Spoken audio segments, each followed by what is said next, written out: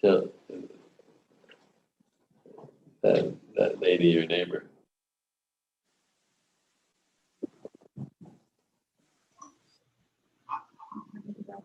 Good to go.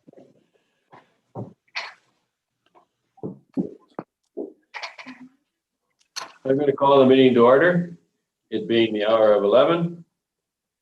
I'd like to welcome everyone to this particular meeting today, which is held virtually.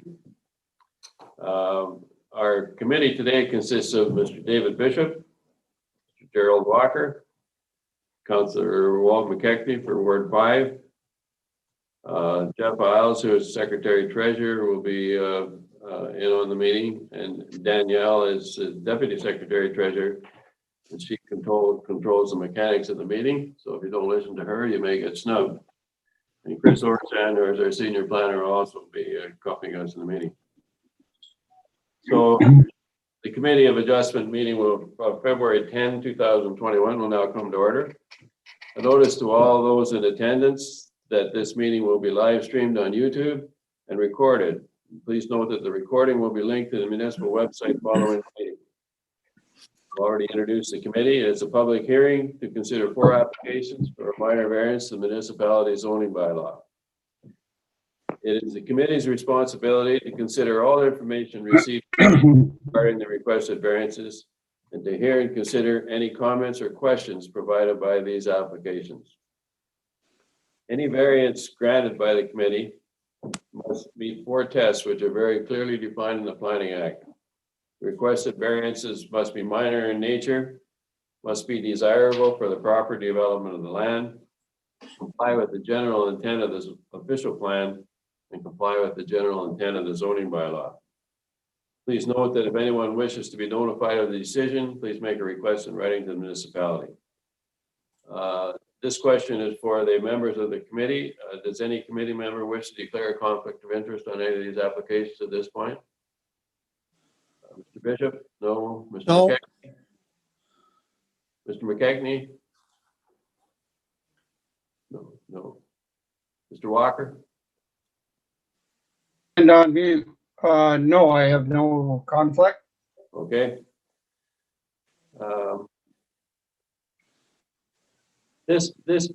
We have a public participation outline here that we're going to include in this. This meeting and future meetings of the Committee of Adjustment will be hosted via electronic participation format.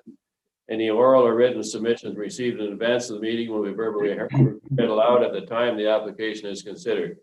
Information regarding live stream of the meeting is available at the municipality of Dysart's website.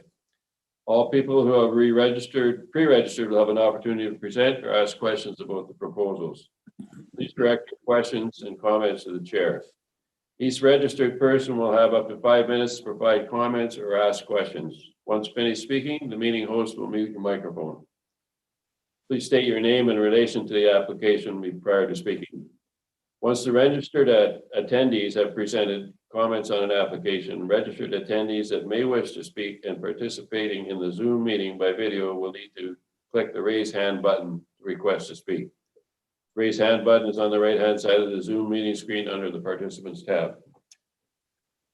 First application on the agenda today is the IDE application. It's D13MV 2020-18 IDE.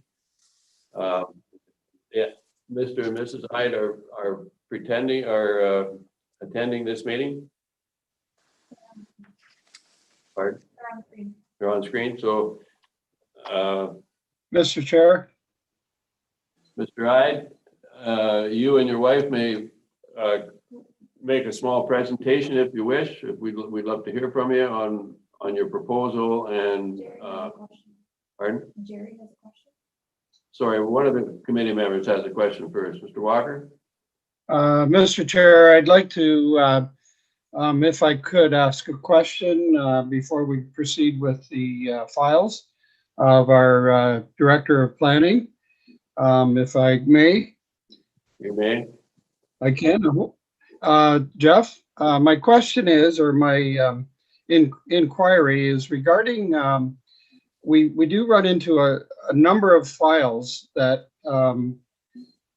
are related to old surveys, old approvals, subdivisions, lot severances, pre the latest official plan update in 2017. And we're going to see some of those, and we do see quite a few. My question is, or my concern is, what is Dysart's bylaw, or do they have a bylaw pertaining to what can take place on lots that have been created before the official plan? An example is setbacks, increased size of buildings, lot coverages, etc. As you know, we have had a lot of cases, and we'll probably see a number of files come forward with those regards. And I'm getting mixed reviews whether we're supposed to go by the new official plan, or when these files are dated way, like we have one today in 1980. How are we supposed to, what is the rule that Dysart has? Thank you. Thank you, Jerry, and through you, Chair. I guess the simple answer is laws change over time. So the committee members should always apply today's policies to any application. It would be today's official plan, today's zoning bylaw, today's planning act. The planning legislation has changed a lot over the last 30 years. There are policies within our official plan, as well as our zoning bylaw, that recognize legal non-complying lots, legal non-complying structures, and direction is provided in both those policies how to address construction of those or expansion of those structures. So the simple answer is to always apply today's policies.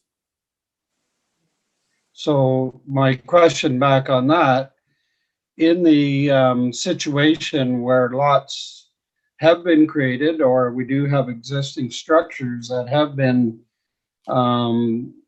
built or approved by the municipality in years gone by, it's not always, in a lot of cases, it's impossible to apply the updates or make a property worthless. And that is not, in my mind, is not feasible, as you could be jeopardizing someone's or some property owner's investment by a simple update in planning. And that can run into millions or thousands and thousands of dollars. So that's my concern, is how do you pull the rug out from someone that, it's not their fault that they bought a lot 40 years ago and they want to upgrade.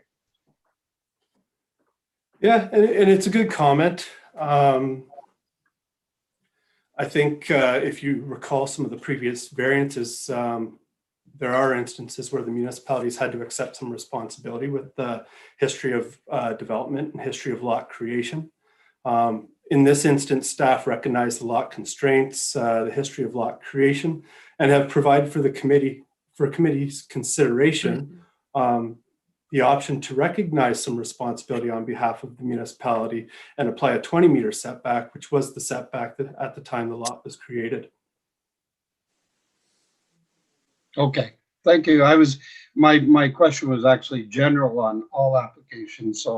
So what I'm hearing then is we do have the ability to go back to the original creation of those buildings or lots and use the rules that were in place at the time of creation.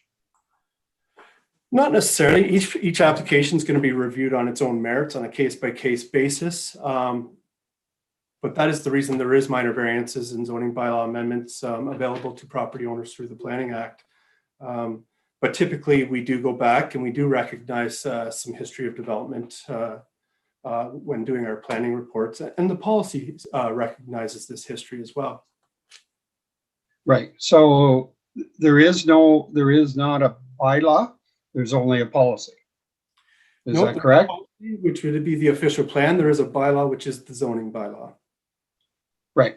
Okay. So the zoning bylaw does not recognize, it does recognize the originality of the creation or the building permit that was in place at that time. Well, if we're talking about the subject, are we talking generally or about the subject land? Generally, because Yeah. these instances come up at, are going to continue as, you know, throughout our municipality and throughout our county. There is a number of landowners, constituents are purchasing or they're rebuilding their old structures, looking at different setbacks, increasing sizes. There's different lot sizes. You know, what are the guidelines? We've seen it in files gone past that, you know, we've allowed people to reconstruct on the original footprint with some addition. We've had some where they were not able to. So where are those guidelines, you know, like to treat everyone fairly? And those guidelines are found in the zoning bylaw. So section 3.19 of our zoning bylaw guides the development for legal non-complying structures and lots. Okay. And I won't go through it in detail. I think Oh, I no. talked about it in the report, but yeah, the municipality and council specifically recognize the history of development. A lot of development is within our water setbacks and near our shorelines. So they've established strict criteria in that in the zoning bylaw, which is section 3.19, which guides development, depending on how. Basically, the premise of that section is the further you move back, the more you're allowed to do. The closer you are, the less you're allowed to do. Okay. Thank you very much, Jeff. And sorry, that number again, 3.9? 3.19. 119. 3.19. Mr. Chairman, Thank you. may I make a comment to that, Mr. Chairman? Yes. Mr. Walker has brought up an important issue, but the fact of the matter is that when zoning bylaws are implemented by the township, and we can go back to the beginnings of the bylaws in this particular township, notice of passing of the bylaws, copies of the bylaws and the particulars of them are all circulated to the public at large. If I had a lot or a building at that point in time, I have noticed that my lands will now be subject of a zoning bylaw. That gives me the opportunity to review what the restrictions or rules are in regard to the development of that particular parcel of land. I may have an undersized lot at that point in time, but that lot is still protected as being a buildable lot. It will have constraints in comparison to the new zoning bylaw setbacks and sizes, etc. But I have the opportunity to review that before the bylaw is passed. That is also the case with respect of any amendments to that bylaw as it's gone through. And in the case of Dysart, we've got many amendments to our original bylaw that came forth in 1977. If today I am buying a lot that has not got a building on it, before I buy it, I have the opportunity of finding out exactly what the zone provisions are applicable to that parcel of land. And therefore I can find out whether or not it has constraints as to the type of building that I wish to put on it. And if I find that that lot will not accommodate what I want, I don't buy it. And that is the opportunity of making the required enquiries at the time of my purchase. So the concepts here in the bylaw do protect legal non-conforming lots, and it does protect legal non-conforming buildings and setbacks. So every time it's amended, you would, and I've been caught on this personally, you should really look at the bylaw changes that are going to happen. Because if you don't bring up your specific matter, you will be subject to the bylaw restrictions on your lands. But every new person buying a parcel can, before they buy the parcel, can check what the zoning requirements are as to the type of building they wish to put on the property. Would that be fair, Jeff?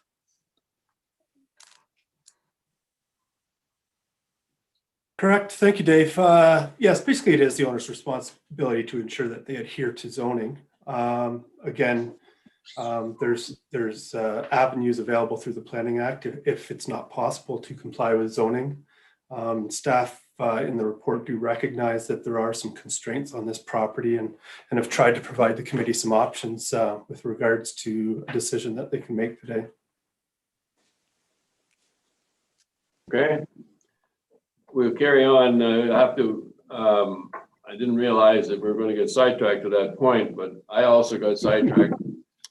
I need to have before we carry on with Mr. and Mrs. Ide, I need to have a motion to adopt the minutes of January 13, 2021.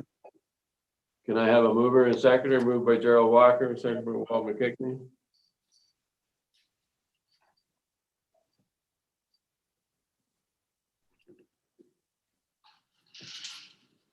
Everyone's okay with that? Mr. Bishop, you okay with that? Okay, that's carried.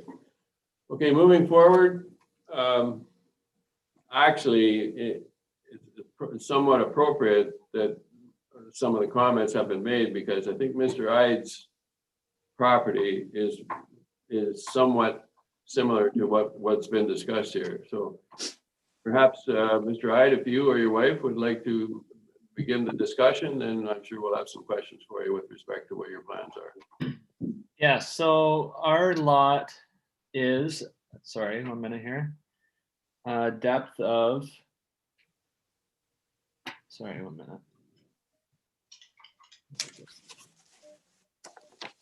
Think it was a depth of 140 feet. Now, the lay of our land on our property is there's a lot of rock and like not able to put foundations in very many spots on it. So the spot that we chose to put it was not at the right distance away from the creek.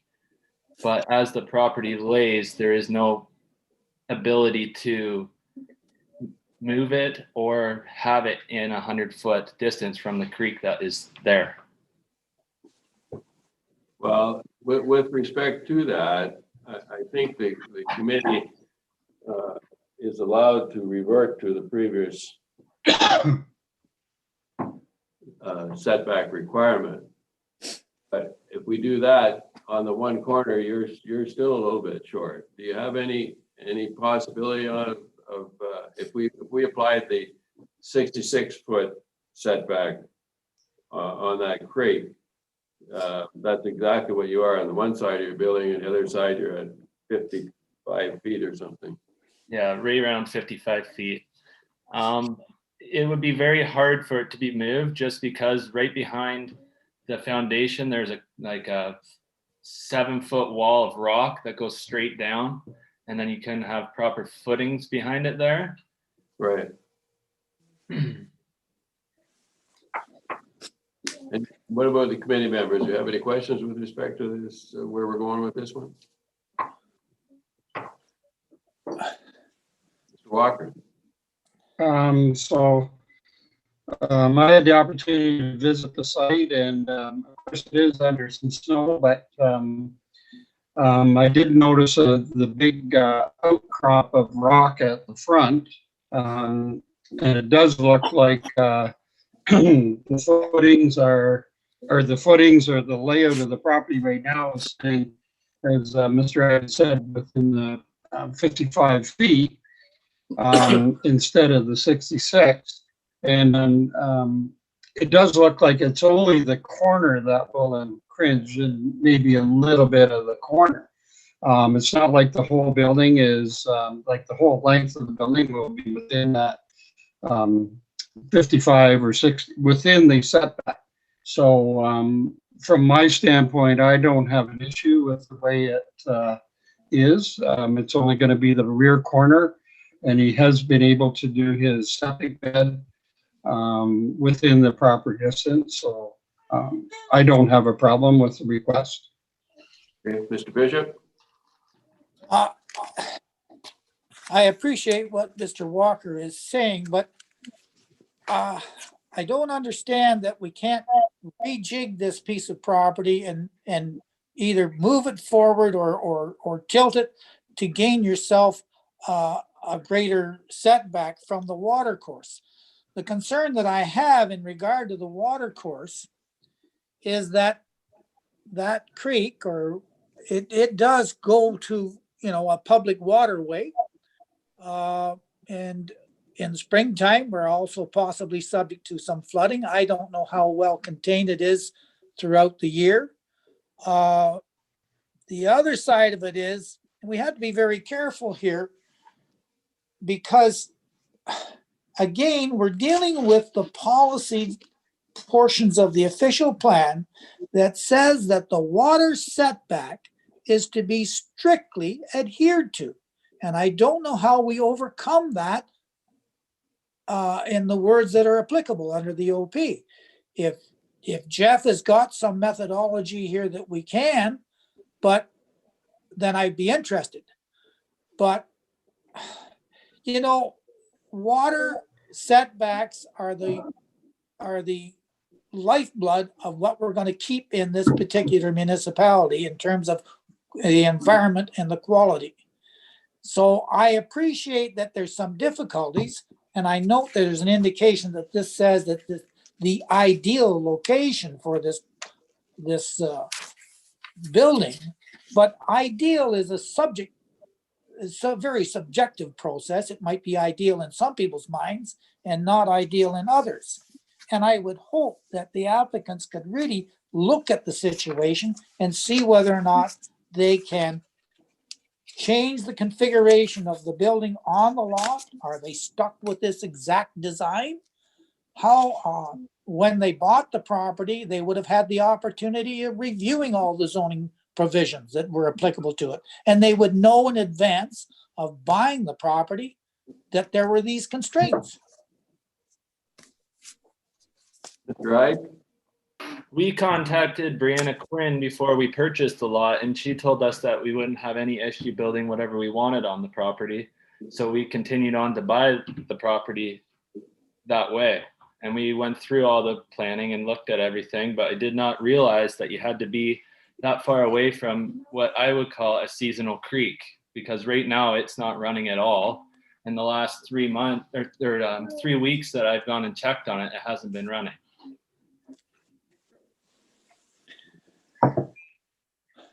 So Go ahead, Dave. I don't know who the person is that you say you contacted, but you must have had somebody investigate what the zoning provisions were. And at that time too, when we purchased the lot, we didn't recognize that we were going to be with all this rock until we started to actually clear the property and dig. We weren't aware of the rock that we were going to be running into.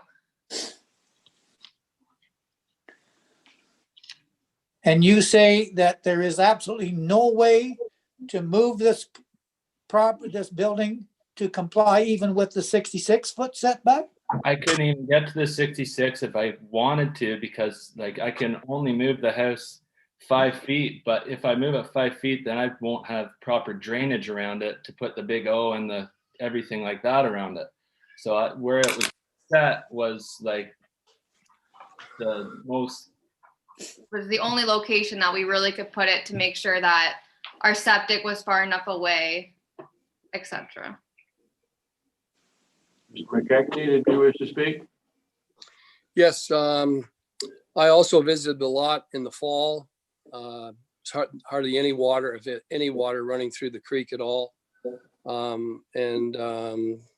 have no problem at all with them building what they're building on the lot right now. Okay. Thank you. Further discussion? Jeff? Go ahead. Thank you. Before we proceed, I just want to note that we did receive one public comment on this, so if I could go through that. And I just want to note that the notice of the variance was circulated to all persons required by the Planning Act. One comment was received. A letter was received on February 2nd from Nora Stewart and Don Lovett. They own the lot directly across the road from the subject lands. They have no objection to the application for the minor variance. Their opinion considers the staff recommendations for site plan control as reasonable and sufficient to ensure adherence to the principles of the official plan. Photographs provided in the staff report illustrate the natural state, characteristics, and visual aesthetics of the shoreline, and that they have not been impacted by the construction thus far. And they note with proper site plan control, these attributes are adequately maintained. Further, I just want to notice that I do have conditions if you want to go through them. But yeah, I wanted to go through the public comments first. I think, well, let's bring it to a head. Would someone make a motion with respect to the application? Mr. Walker?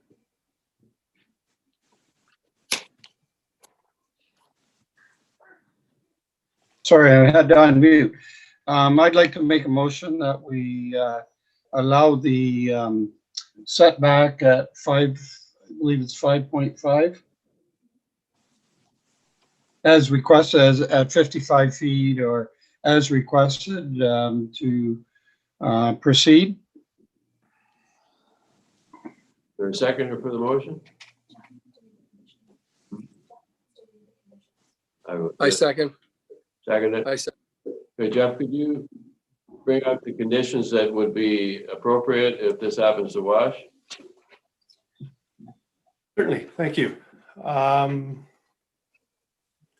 So if the committee decides to grant the subject variance, I'll go through, there's 6 proposed conditions.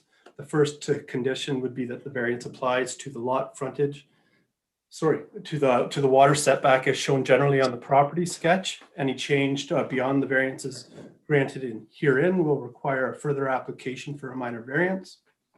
The County of Haliburton Shoreline Tree Preservation Bylaw applies. The injuring or destruction of trees within 30 meters of the high water mark is not permitted. The exemptions noted in section 3 of the bylaw do apply in this case. Furthermore, additional native shoreline planting is encouraged to screen the buildings, naturalize the shoreline, and address environmental concerns. Condition number 3, prior to, sorry, I think I might have the wrong conditions here. Let me just grab my report real quick. I think I am reading the wrong conditions. Prior to developing near the shoreline, proper site preparation and construction methods are to be used to prevent sedimentation of the adjacent creek. Sediment fencing is to be installed down gradient from the construction site, a minimum of 3 meters back from the shoreline. The site is to be properly stabilized immediately following construction to prevent erosion and sedimentation. The sediment fencing is to be retained until all works have been completed and all disturbed areas have been fully stabilized. Over that period, it is to be regularly inspected with repairs made as soon as any deficiencies are identified.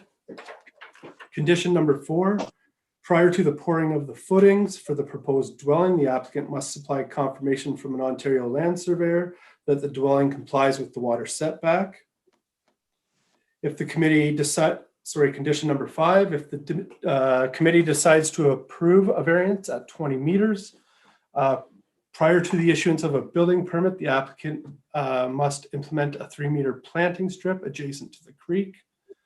And lastly, if the committee decides to approve a water setback variance at a distance less than 20 meters, prior to the issuance of a building permit, the applicants must address site plan control. So those are the 6 proposed conditions. If you have any questions about any of those conditions, let me know. I'd also like to know that if the committee is going to approve the requested variances at 16.7 meters, staff will need the committee to clarify for the decision how specifically the variances address each test. So if you could provide that information so we can fill out the decision, that would be helpful. Walker? Jeff, I have a question on item number 6. It says the applicants must address the site plan control. What are you entailing in site plan control? I've been through that before and that can be pretty extensive. Are they looking at going through a complete site plan approval before they can proceed, including studies, etc.? Staff have not reviewed the property for what would be required during that process, but yes, they'd be required to go through the site plan control process. Go ahead, Joe.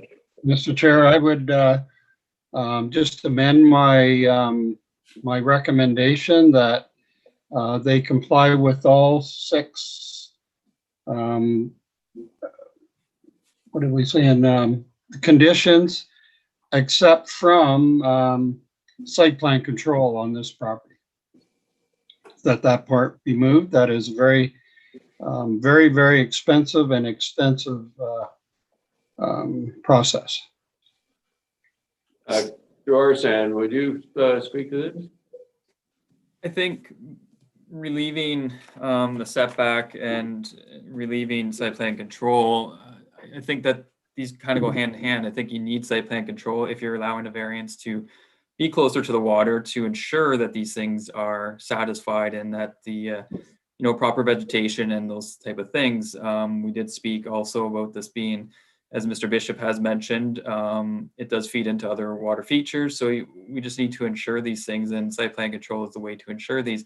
If the building was be able to push back or redesign that it meets that, then site plan wouldn't be required and that would be the quicker process. But in this case, because of the proximity and allowing for the variance, I think it makes sense to have that in there as well, just to ensure that it meets the erosions and anything else that potentially need to be mitigated.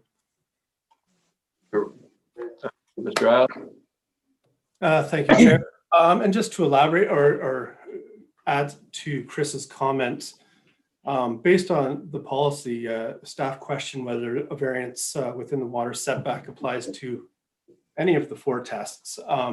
That's why the condition was proposed, to help mitigate development within the water setback, so that through that process that they would be insured or required to have certain plantings to address stormwater management, that kind of thing. So that's why this condition is being proposed. Again, as Chris mentioned, if the applicants were able to move it back to the 20 meters, this process would not be required. McKechnie? Yeah, in my 10 years of being on council, I've walked a lot of properties in my ward, pretty well every one of them. And I don't know how many, but I couldn't exaggerate enough how many small creeks run off hills right beside a lot of cottages, homes. And they dry up like this one does. And so I definitely agree with Mr. Walker that everything's fine except that site plan. So that's where I stand with that. Bishop, did you wish to speak? The only comments that I have, Mr. Chair, is that, these policies are put in place for a reason. And the reasons are to protect the natural environment of the particular area that we're living in. I appreciate that it can be onerous. The site plan control aspect of this application would not be as onerous as what Mr. Walker, I submit, would not be as onerous as what Mr. Walker was referencing in regard to his own situation.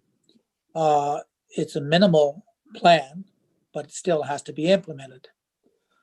As I'll make it known now, I'm not in favor of this particular motion, but I think that you should be putting strict controls on the development of that property, not only for the benefit of the environment and the other people that live in the neighborhood, but also for the people who are going to be the owners of it through a period of time.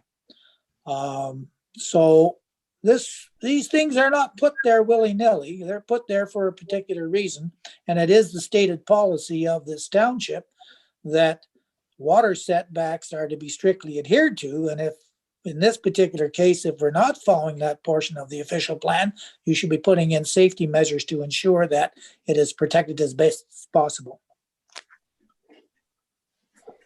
McKechnie?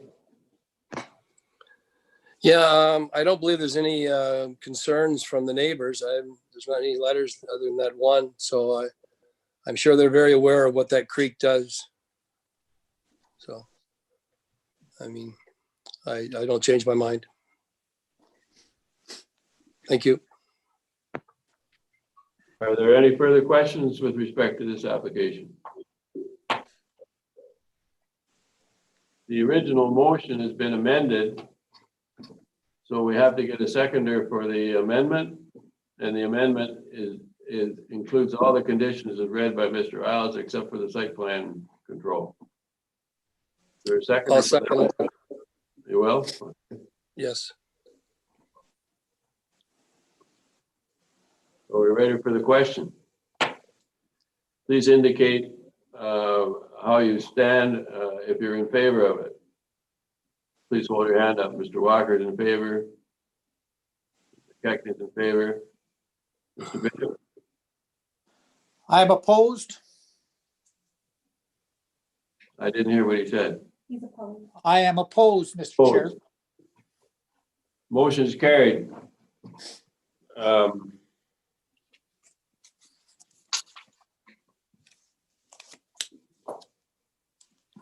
Got the condition.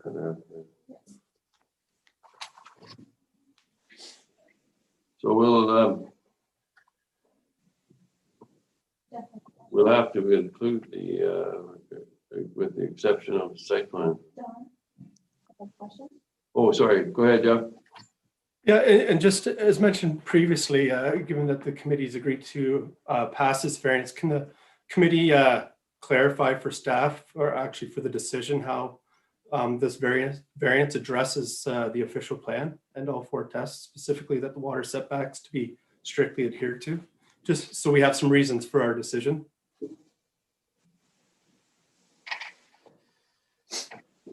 Anyone wish to comment on it? Mr. Hyde? I would totally understand. Like, I wish that it was more of a creek, so it would be easier to make a decision. For me, it just is so hard to be so tough on this property because it's literally a 5 inches deep of water, about 1.5 feet wide at most, that is running through the property.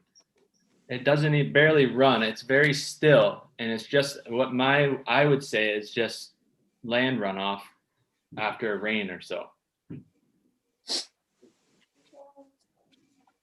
Okay. What about the committee members? Do you wish to comment on Mr. Isles' remarks? Can we hear? Well, like I said, in regard to the creek, I was there. I witnessed it. Just what Mr. Hyde said there. There's hardly any water going through there, if any, when I was there. Mr. Bishop? It's very difficult in these particular circumstances to try and deal in a manner that is fair. But at the same time, you have to uphold the policies of the official plan. I can appreciate that they consider that this is a minor water course, whether it's 5 inches deep and 1.5 feet wide or not. But the more we compromise water, no matter how minimal it is, the greater the impact is going to be on the overall environment. And some of the reasons, and these are some of the reasons why these policies are put in the official plan. The situation here is we have a policy that's implemented by the official plan through the township. And when it says strictly adhered to, and there is no movement on the applicant to even come back to the 20 meters, you are leaving yourself open to municipal council having to decide what they're going to do with our decision. And you're also going to be opening the door for the interpretation of strictly adhered to being out the window. I appreciate that each individual thinks his or her parcel has got the necessary individuality aspects to it that should allow them the development of it without adhering to the official plan policies and the zoning. But again, I have to really reiterate that those policies and those zoning bylaws are available for those people to look at prior to buying any property. Thank you. Any further comment? Mr. Walker? Uh, So my thought on this is, in my opinion, this creek is being treated as a shoreline. And in my estimation, the shoreline is considerably different than a small creek. And, you know, these lots were created, I believe, in the 1980s.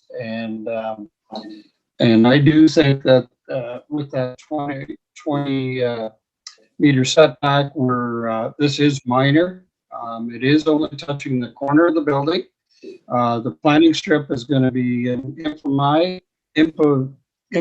is going to be done, which will help any runoff, and that has to be in place. The applicant has to go through a OLS to have it set exactly where we're not getting cringing anymore. It is only set up to do. It's going to be done. Any runoff, as this lot was done 20 years ago or 40 years ago, I guess it was. So I still, in my mind, I treat this as a minor variance. Okay. Will Mr. McCagney? Yeah, like I know we're all concerned about our water. I mean, everybody is. I'm a lakefront property owner. I really care about my water. But I mean, this so-called creek, like I said earlier, and I mean, you can't go back in time, but we're so concerned about these creeks. Do you know how many of them are running off the back hills and beside cottages and into the lakes? This isn't the only one. The only creek that I mean, this to me, it's not even a creek. It's just like at a certain time of year there, it gets a little bit too much rain, fills up a little bit of flowing action. So I agree with passing it the way it is. Mr. Bishop? I appreciate what you say, Mr. McKechnie, but let's remember that all of the lakes and rivers in our particular area are created by virtue of small creeks that run off into them and water runoff from the hills. And that's where we get our water quality from, and that's what builds our watershed. Well, then don't worry about this one. Because what the other 1,000 of them that's in the county hasn't polluted the lakes yet. Okay, well, I think we'll go ahead and vote on this thing. It's been moved and seconded that a committee decision with respect to file D13 MV 2020-18 be recorded as follows. Following variance is requested to construct a single-family dwelling with a decreased minimum water setback on a lot in the R1 zone. I have to, it calls for a decreased provision of section 5.2 to permit a single-family dwelling in the urban residential type 1R zone to have a minimum water setback of 16.7 meters, 55 feet, as opposed to required. Is the requirement 20 meters there, Mr. Isles, or the requirement actually is 30 meters, correct? Correct, the requirement 30 meters today. Motion, we already have voted on it, so the motion is carried. Mr. Ide, there is a waiting period of an appeal period of 20 days when either the township can launch an appeal or one of your neighbors can launch an appeal. So before you proceed with the footings, et cetera, make sure you abide by that. And I don't know if there's anything else he has to be aware of, Jeff? Do we have to make part of the motion the fact that he doesn't have to comply to the site plan arrangements? Yes, you might just want to handwrite it on the resolution, but we will remove that condition from the decision. Thanks. Okay.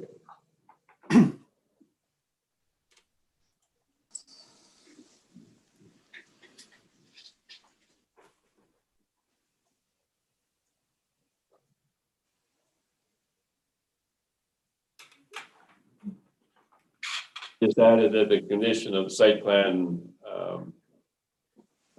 does not apply. Site plan requirement.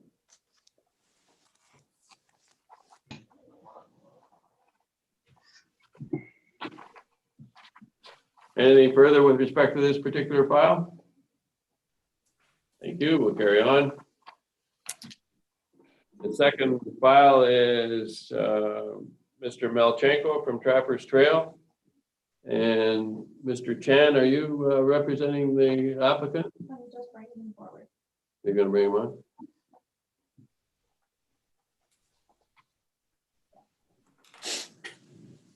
Yes, I'm here to represent my client, the owner of the property. Great. So if you'd like to begin with just a quick synopsis of what the proposal is, and I'm sure the committee will have some questions for you.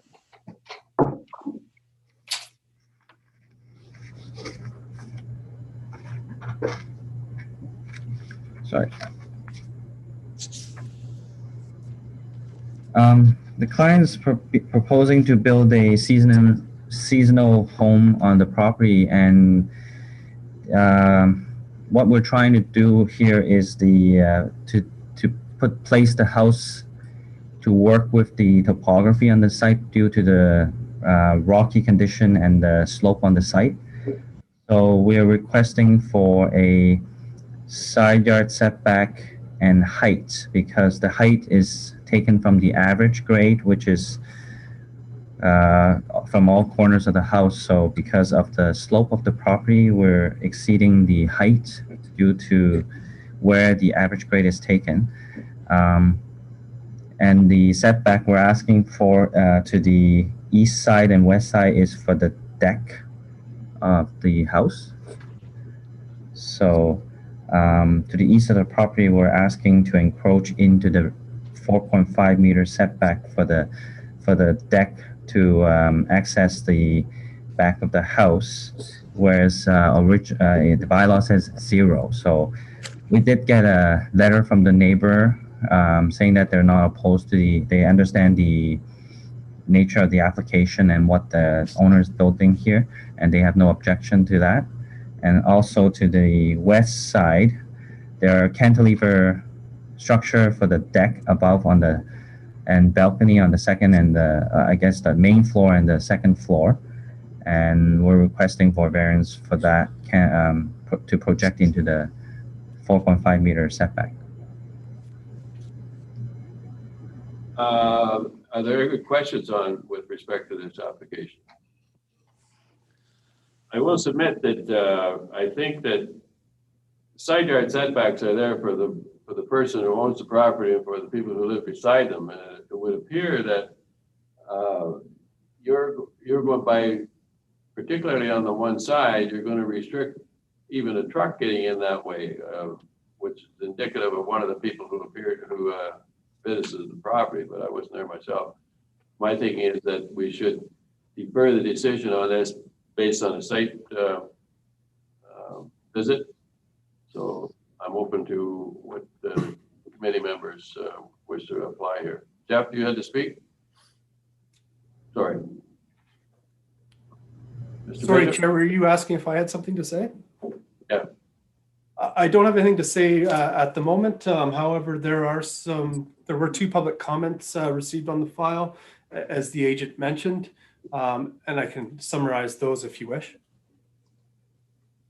Mr. Walker?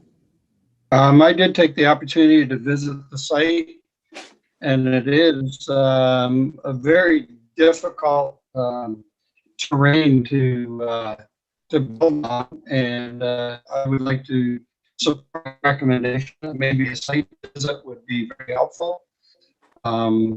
It is a difficult site to work on, so that may be very helpful in your decision. Bishop? I was gonna ask, but we can find this out if we do a site visit. Are there buildings located on the adjacent property owners? Or are they vacant?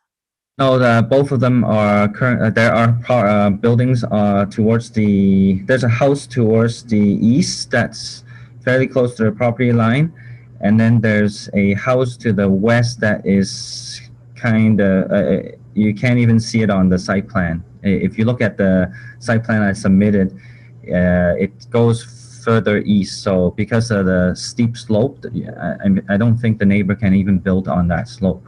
Where we're cantilevering our deck, that drops straight down towards that west property line. Sorry. Okay. So your indication was that there was difficult topography here in regard to coming to an accommodation of a building. Could you not have designed the building to fit the topography and meet the zoning bylaws? Or did you just design a building and said, let's place it here?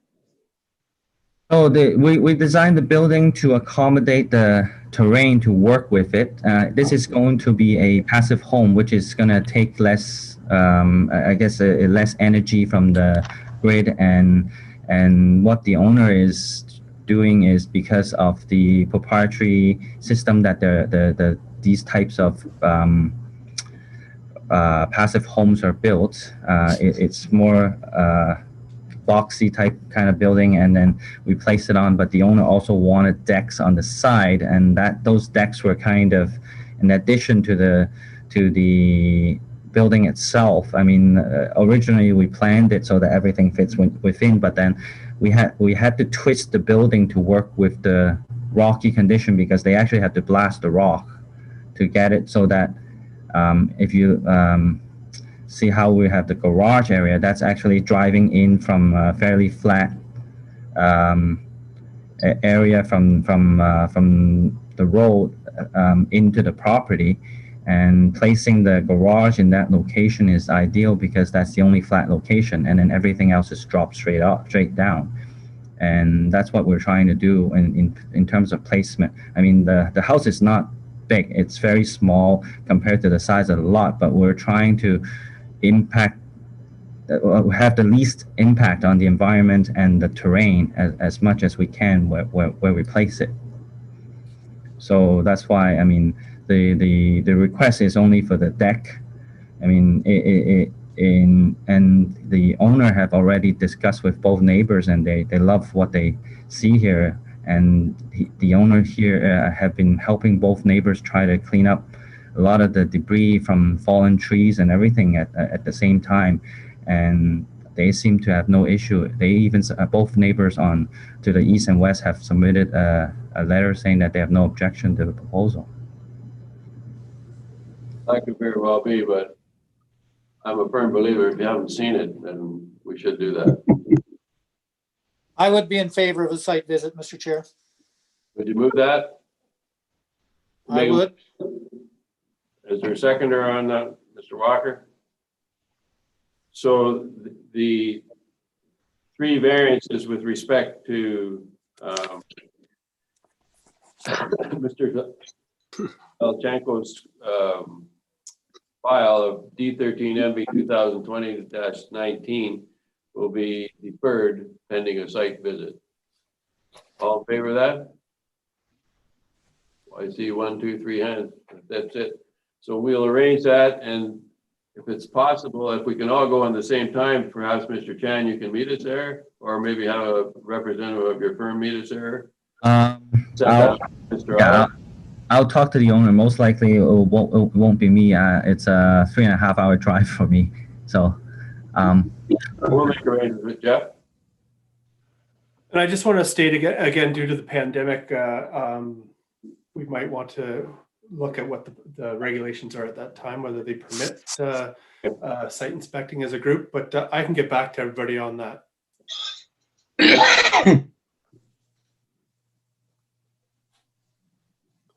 Okay, well, we'll set. Daryl, Mr. Walker? I'm just going to say, hopefully those stay-at-home restrictions are changed next Tuesday. So let's make it after next Tuesday. It may just relieve us of that. Well, you have a month to make it won't be another meeting for a month, so that's when it'll be, sometime in the next month. Right. So, I'd say we'll carry on with that from that point of view. Okay.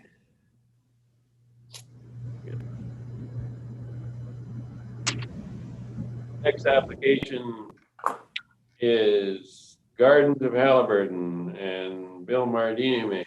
Is he on there? You're gonna welcome him? He was in there, but he's gone. Nope, he's on the screen.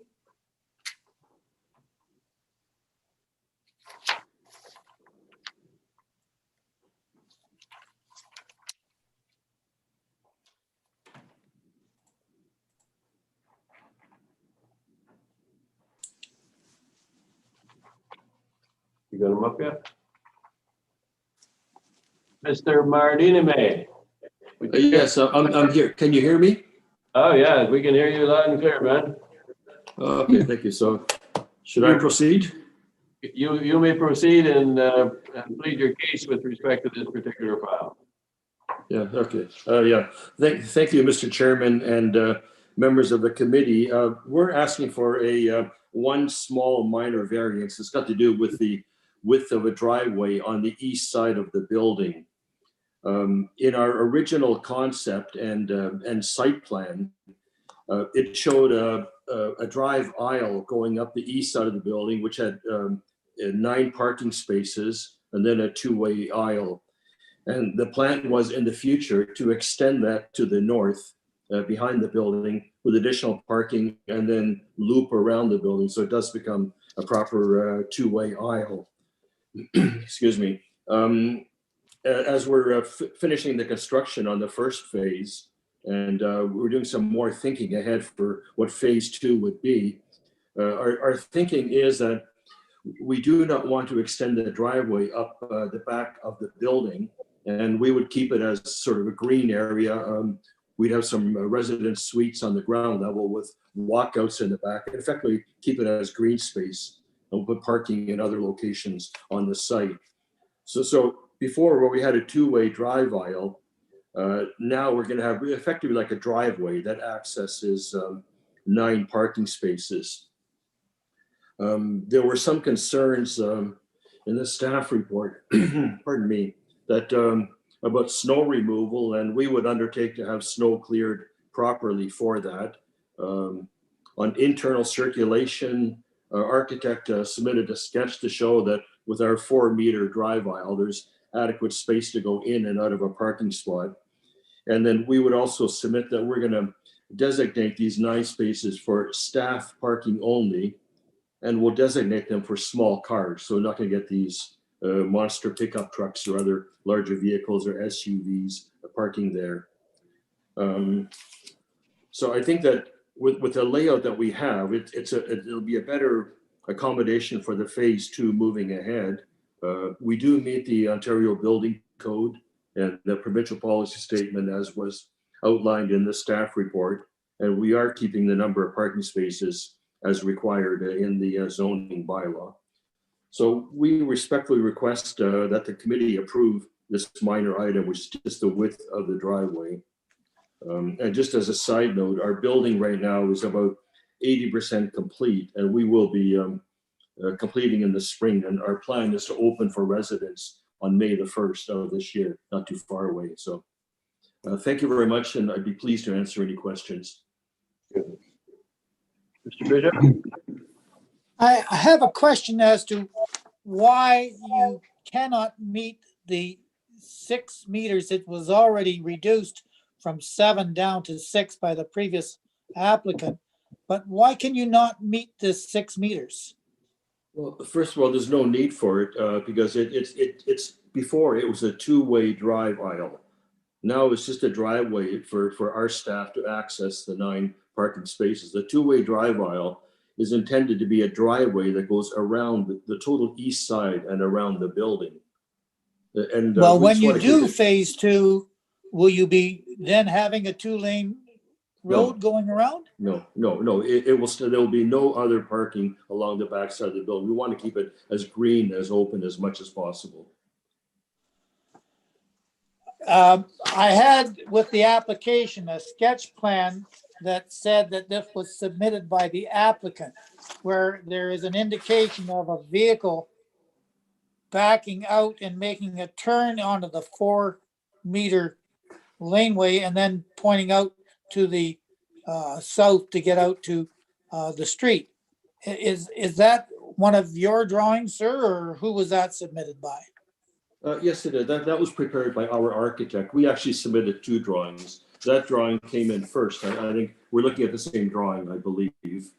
Yes, I think so. Yes, okay. Yes, yeah. That's And got a then vehicle. when the, It's got a vehicle shown on it in 3 different positions, backing out of a parking slot, I think. that's right too. And then I had, after that, I submitted a second drawing. It was early last week, I believe, where mine's a little bit messed up and marked up. But I had our construction people go there and actually measure the distance from the end of the parking aisle to that's called the bottom of the slope. And they came up with distances of 4.5 to 5.2 meters that are there actually today. We were asking for that this be approved just for officially a 4-meter width. And then we have a substantial gravel buffer after that. So there's nothing stopping you from meeting the actual 6 meters. We could make it 8 meters, but we're trying to minimize it. That's the way they built it right now. We're trying to keep it as is condition. But there's no physical barrier to you making it the actual, what's called for under the bylaw. Well, under the bylaw, it was set up like the original drawing is to be 6-meter 2-way traffic road that would continue on, like equivalent to a fire route almost around the building. If we're going to do that, to your point, we'd have to extend it back. We'd have to steepen the slope. Probably have to put in a retaining wall. So we're probably up against $200,000 of a retaining wall. That's going to give us just a little bit wider access.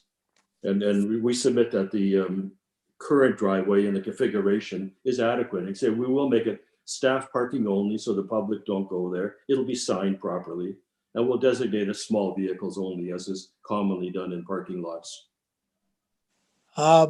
I don't know how scientific it would be. I tried doing that, parking and turning back, and I had a bit of a difficulty doing it. My spouse was saying that I'd be running into the doors of her vehicle. But anyway, if you say there's no physical constraint, then I don't see why you don't proceed with the site plan development that you had approved of by the township. Well, because Mr. Chairman, through you, is we have changed the concept because we're not going to be providing this 2-way aisle further up the east side and around the building. All we're doing is putting in a stubby, short driveway to access 9 parking spaces. So it's a different concept than it was originally.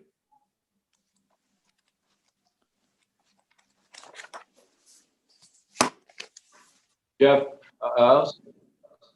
Thank you, Chair. Through you, Bill, I was just hoping to ask you a question to clarify for the committee. And I think this is what the committee member Bishop was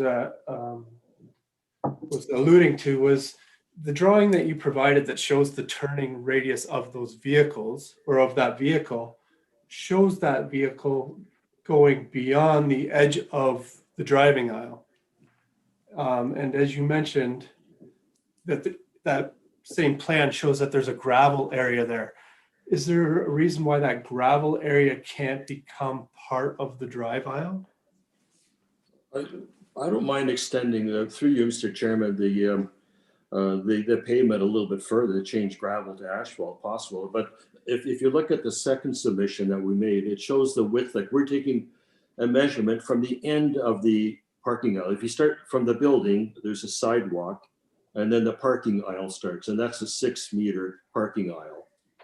And from the end of that aisle, then measuring east, at the north end, we're taking to the bottom of the bank. We have 4.5 meters, and at the bottom, we have 5.2 meters. These are actual site measurements. We had the guys go there, plow the snow and do a measurement.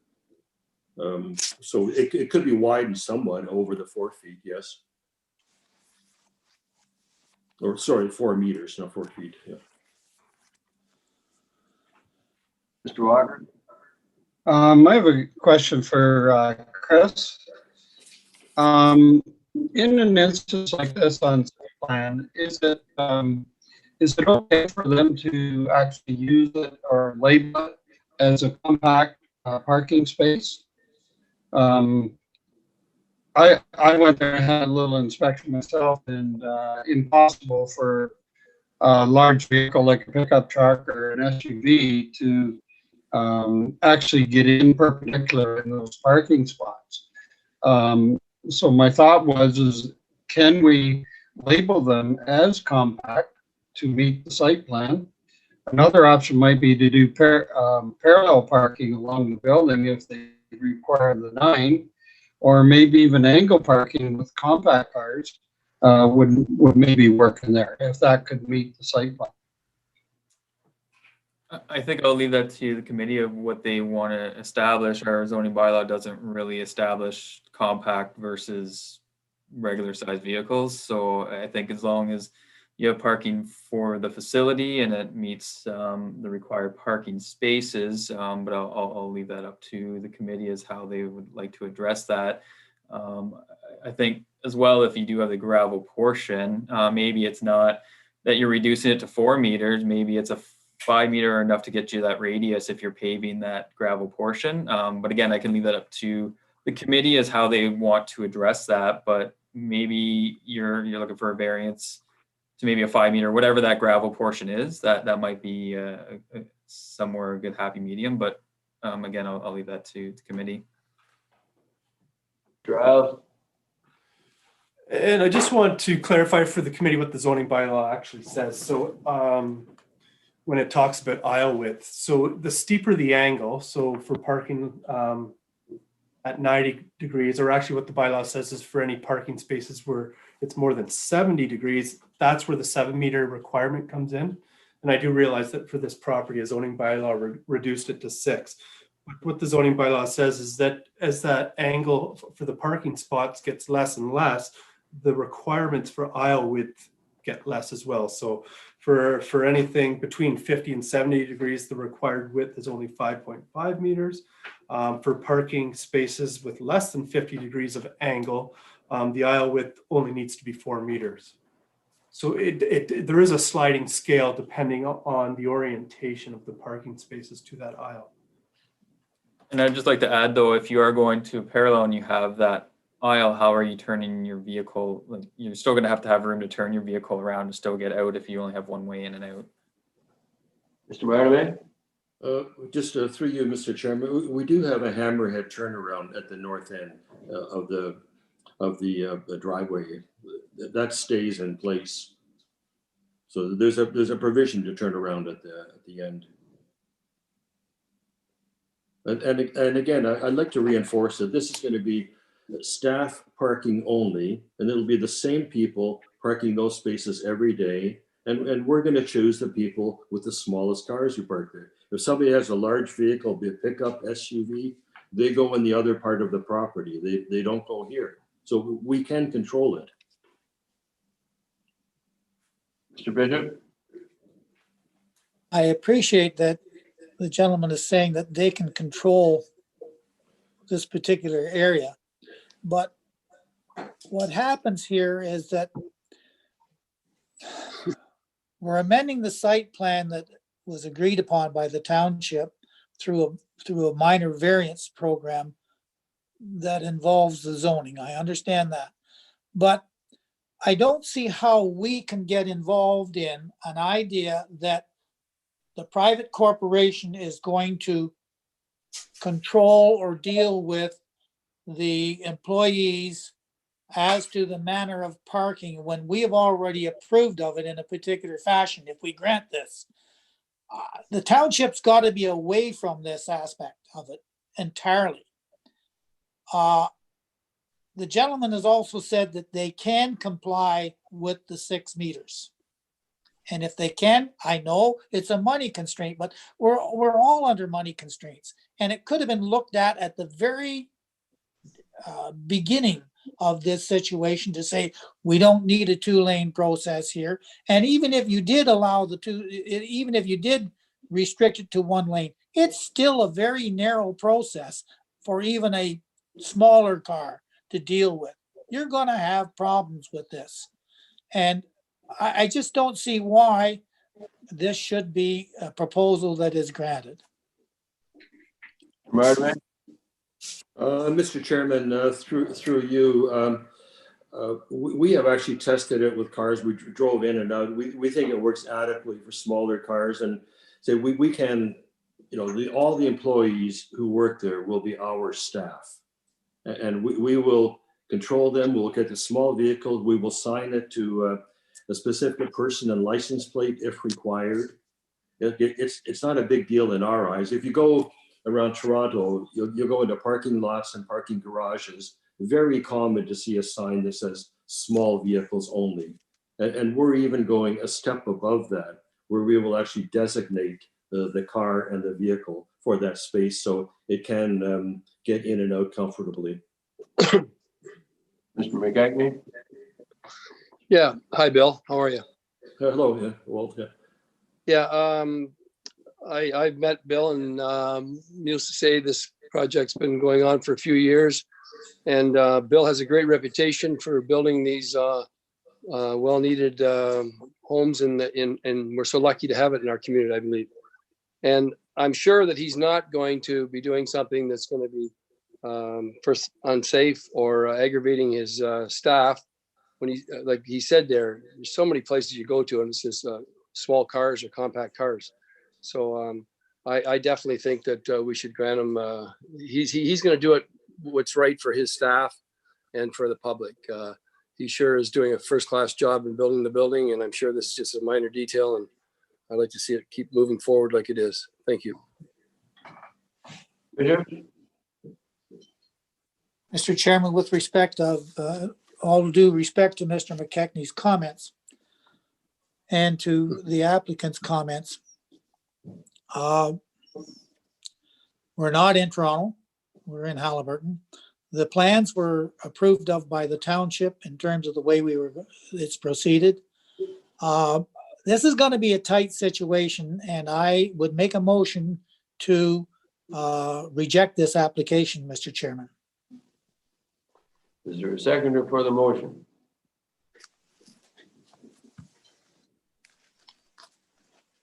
I'd like to ask a question. Go ahead. Yeah. I'm not seconding it yet, but under the site plan, and this is questions for the staff, there is so many parking spaces that have been allowed in the site plan, I'm sure. And is there adequate parking for the facility? Do they actually need these parking spaces? My understanding is this is a type of seniors development, and there's probably, I hope this has been discussed at some point before, there's probably a lot of residents that don't drive or will not be able to have vehicles that need to be parked. So maybe that was taken into consideration. I agree as long as it's compact cars, but you still need to deal with snow removal and is there access up that side of the building? And I guess my question is, do you really require those spots? And was that discussed at site plan some time ago? Mr. Martin? Yeah, through you, Mr. Chairman, you may recall we came before the committee at the start of this project, and we asked for 3 variances, one of which was a parking variance. I can tell you in a smaller town, we will use a parking ratio like with spaces per suite, and our normal ratio is 0.5. So if you have 60 suites, you have 30 spaces.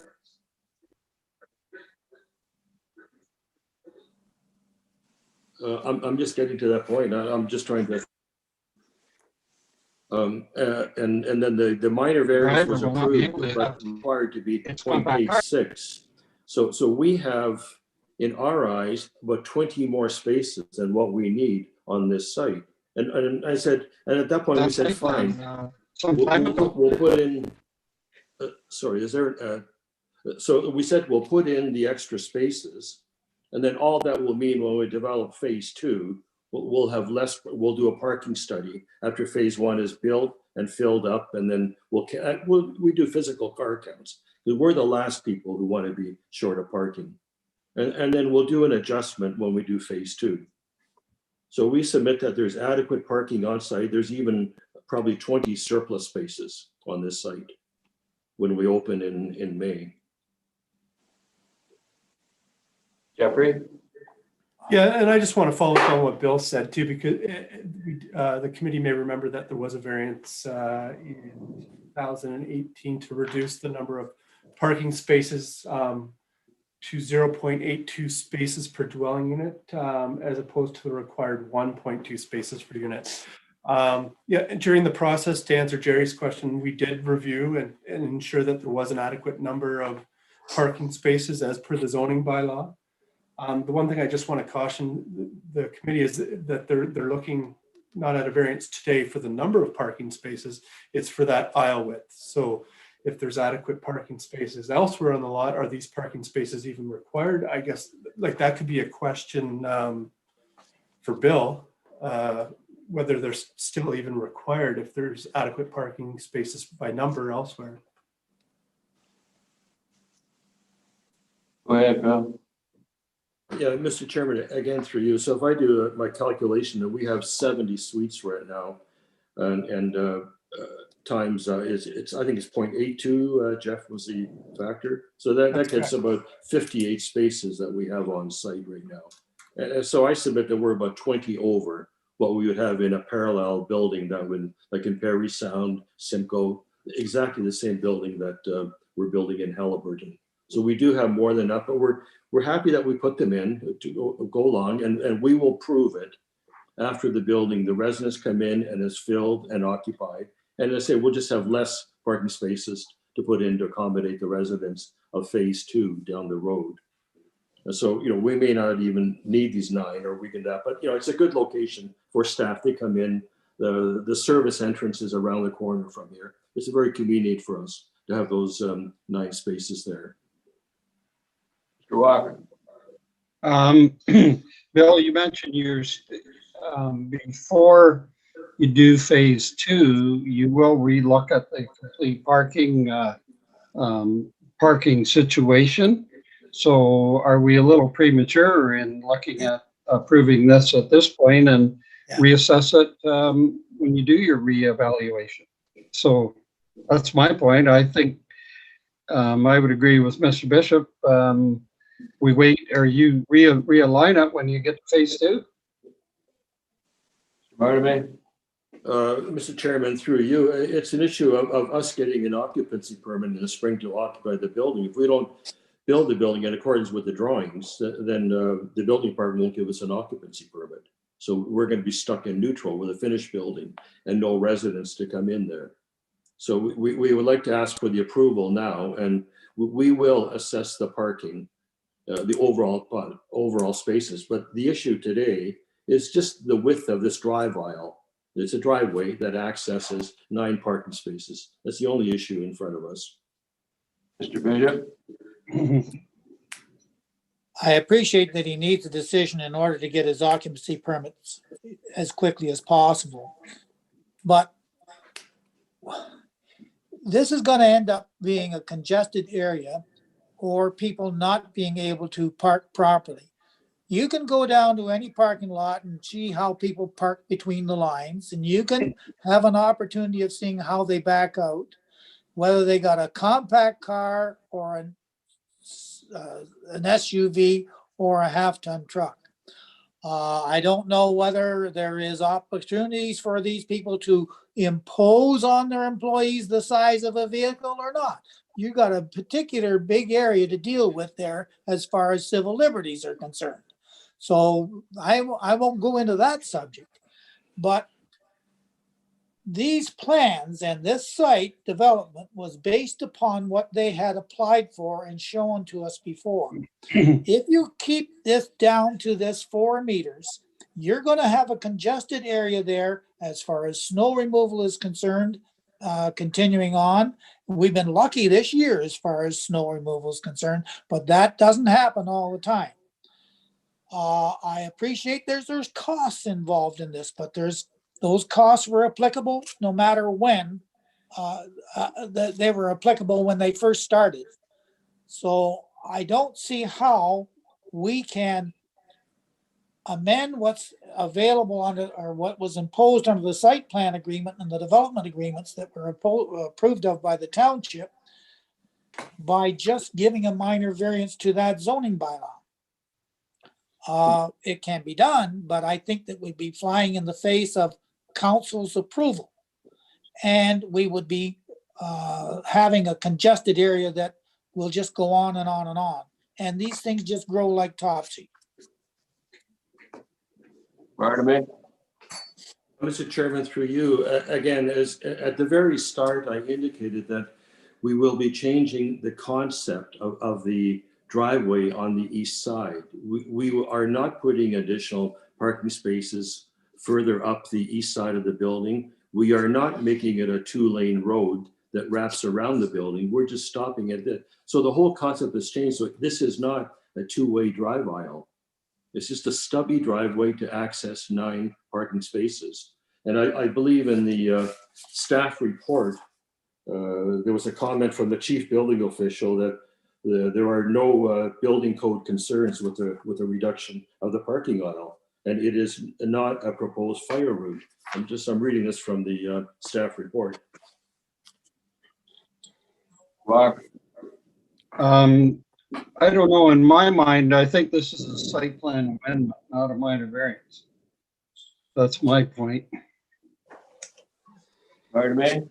Mr. Chairman, through you, we applied for this as amendment to site plan, then we were directed to bring the issue to the Committee of Adjustment. That's why we're here. Okay. And we do, and sorry, and we do need this resolved soon, because we're going to finish the building, we'll open up. Otherwise, we're going to have an empty building, no residents. McKechnie? Yeah, I don't know how much money you got tied up in Halliburton, Bill. It's none of my business. But I don't understand, this is a gentleman that's built many of these buildings. He doesn't have a track record of not making sure that everything flows, whether it's the parking, the in and out. This was all checked out by other buildings that we looked into. And I don't know why we want to aggravate him. If it's not working with the staff, I'm sure that Bill's, he's going to fix it. I have the most confidence that he would. So to me, it is a minor, very minor to me. Let's trust this man. He's done a great job on building this for our community. And he's not going to allow it to be a congested area where it's unsafe. So I have the most faith in him. So thank you. Mr. Walker? Question for Jeff. Why would this be not dealt with at site plan amendment? And why would it come to minor variance? I just don't quite understand that process. Yes, thanks, Jerry. As Bill mentioned, he does have an active application with the municipality to amend his site plan agreement and drawings. However, when we reviewed the site plan, we noticed that there was this one area that didn't comply with the zoning bylaw.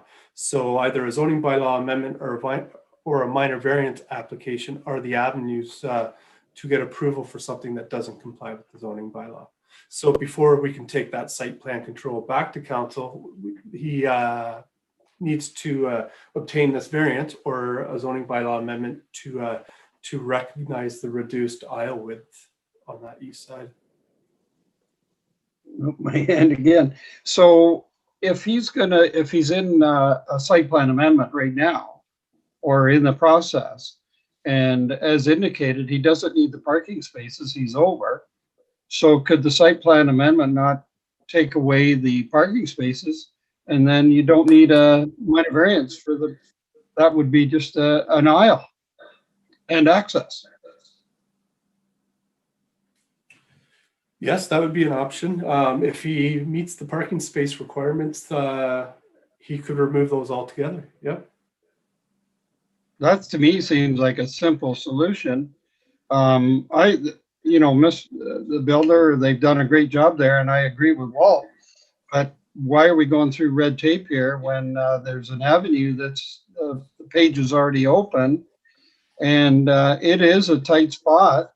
Emergency vehicles, anything is going to have a trouble there. So that would be, we're not here to rebuild everything, but to me, that looks like a simple solution is eliminate the spaces and leave the aisle open and address it in phase 2.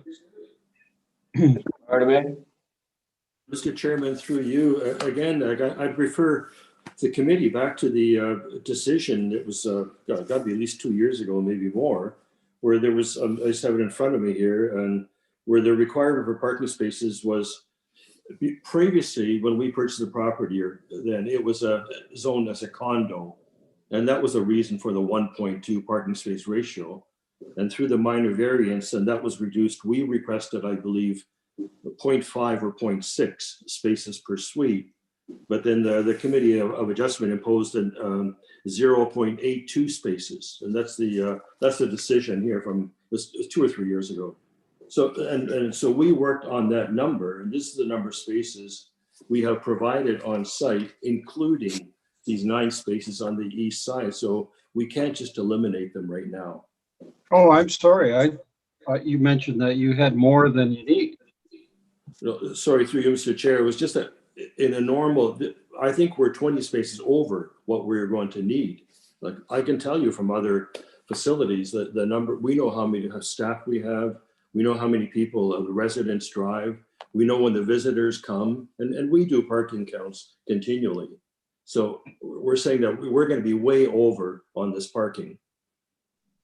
And then this will only be proven after the building is finished, it's occupied, it's staffed, and then we do our parking counts. But we'll use that to go ahead to forward into phase 2. All we're asking for at this point is it's not a drive aisle anymore. This is just a stubby driveway that accesses these spots, and we will control the use of this. We undertake that. Chris?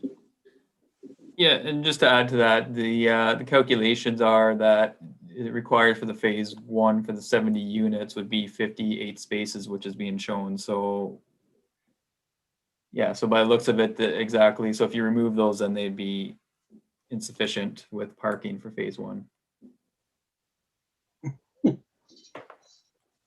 Mr. Bishop?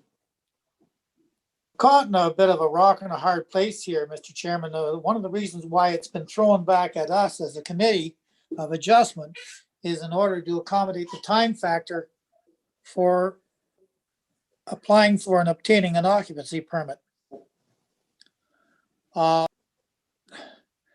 The problem still has to be addressed. And there's got to be another way for, in my opinion, for this zoning to remain in place that's there, and for the planning department and council to come to a manner in which they can grant an occupancy permit. They can also grant it subject to conditions that might be required to be met in the future or in the summer. I don't know when. I have doubt as to why, and once we change the zoning, that's it. You can't come back. You can't say, okay, now we're going to change the zoning again to, if we reduce it to 4, we can't ever go back to 6. So I think council's put us in a very awkward position. But I think there's room for the applicant to go back to council and get an opportunity to get an occupancy permit conditional on certain performances. I would agree with that. Artime? Again, through you, Mr. Chairman, like there's a total different change in the concept think about a fire route that you have. You got a 2-lane road that a fire truck can travel and a car can travel the other way. That was the original concept we had going around the building. We are not doing that now. This is literally a stubby driveway that's going to access 9 parking spaces. And it meets the intent of the Ontario Building Code. Chris? Through you, Chair. Bill, would there be any option? I know we've been discussing about the gravel to the back of it, that you have some room now. If you were to perhaps maybe add some asphalt there to give you a bit more room for turning radius, would you be able to do that still without having to add the armor stone? And would that satisfy committee that it would give enough room to navigate the turning? Through you, Mr. Chair, from the actual site measurements that they did, our tightest pinch is at the north end, where it's 4.5 meters. We could undertake to change it to 4.5 meters wide.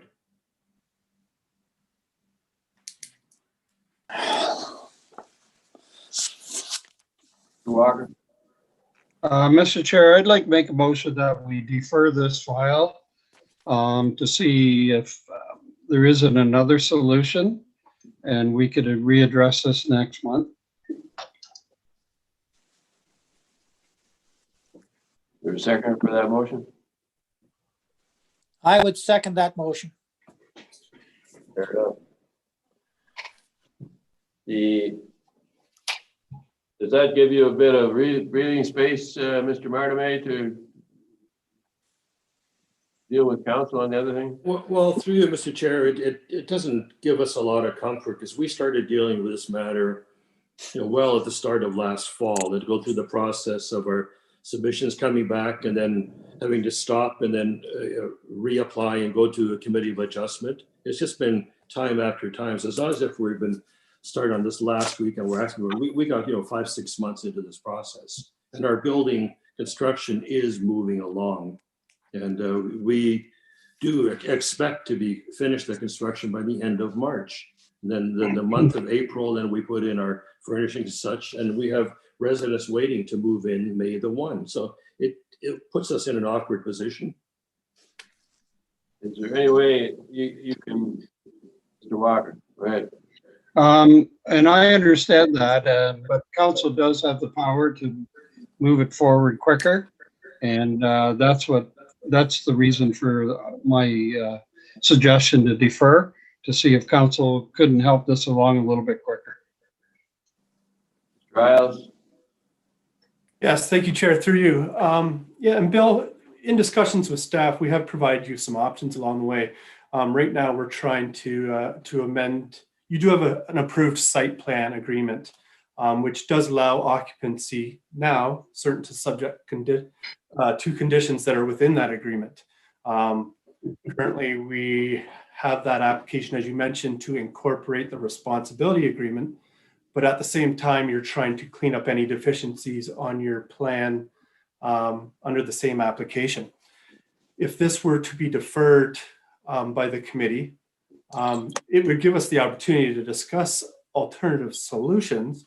The amendment to the agreement to incorporate the responsibility agreement could still go forward. You would just be required to come back at a later time to amend your agreement to recognize the proposed changes that don't comply with that agreement, if that makes sense. So you could still go ahead with your agreement. You could still go ahead with occupancy, but sooner or later, you're going to have to address the deficiencies with the site plan. Cagney? Like, why couldn't we grant him permission? And something like Jeff just said there, that if it's, if he has to fix it, he has to fix it in a certain time but why are we even holding them up? He's ready to move furniture in. I mean, it's to me, he wouldn't be putting those parking spots there if he thought it was going to be such a cluster. So give him a chance to let it work. If it's not working, put something in the agreement that he's got to fix it. Thank you. Walker? Well, I think that's what Jeff had just said, that he does have I the know. opportunity. Yeah, So, I and then with Mr. Bishop's comment about, we're changing an actual law, not just a little ruling. So it does, I think the best is what Jeff had mentioned. They have a discussion over the next month and we look at it next meeting if it's really required. And he can still proceed and still have occupancy. Barnaby? Mr. Chairman, again through you, this is not about changing any laws or any rules. In our site plan, we show a two-way drive aisle. And what we're asking for is the amendment to site plan is to change it into a narrower driveway that only accesses spots and the road is not continued. I'm repeating myself, but it's a different animal than it was when the site plan was approved. And that's why we started out with the amendment. And then I'd ask at the minimum that you let us move forward and then this be reassessed. When we do the addition, we have to do a major amendment to the site plan, that it be assessed at that time with the site plan for the second phase. Bishop? Unfortunately, we don't have the opportunity to put in a temporary relief. Any decision here in regard to granting this variance is final, subject to the appeal period. And that's it. You can't go back and say, well, let's put it in for a little while to see how it works, or can see if we can work out something else and then change it back. The other side of it, I have difficulty in trying to understand how you can say to staff, this is the type of car that you will drive to work or that you can park there. You're going to have a lot of fun with that if someone takes that up. But again, I am a little bit disappointed that council didn't deal with this in a proper fashion, or maybe the applicant didn't push council hard enough, where it's dumped in our lap in the face of a change in the site plan. I can agree with Mr. Walker's suggestion that we defer this and sit down and discuss this and see if some methodology of dealing with this property can be dealt with. But it's a difficult issue. Barnaby? Mr. Chairman, again through you, I'd submit from the last comments that if we tell the staff that the people with small cars can have a dedicated parking spot literally meters from the building entrance, that they will jump at it, and we will preclude all the others. If it's going to be deferred, we just ask that if you recognize that this issue will not impinge on our application for occupancy permit. I would just like that point clarified. Okay. Walker? I believe, Jeff, you did mention that. If I understood you correctly, this will not impinge their occupancy application. Okay. So right now, the applicant does have an agreed upon site plan agreement with council. It's subject to right now to the condition of a responsibility agreement, which is one of a couple of outstanding issues that need to be addressed prior to occupancy. What I'm saying is that at some point, the developer is going to have to address any deficiencies in the site plan.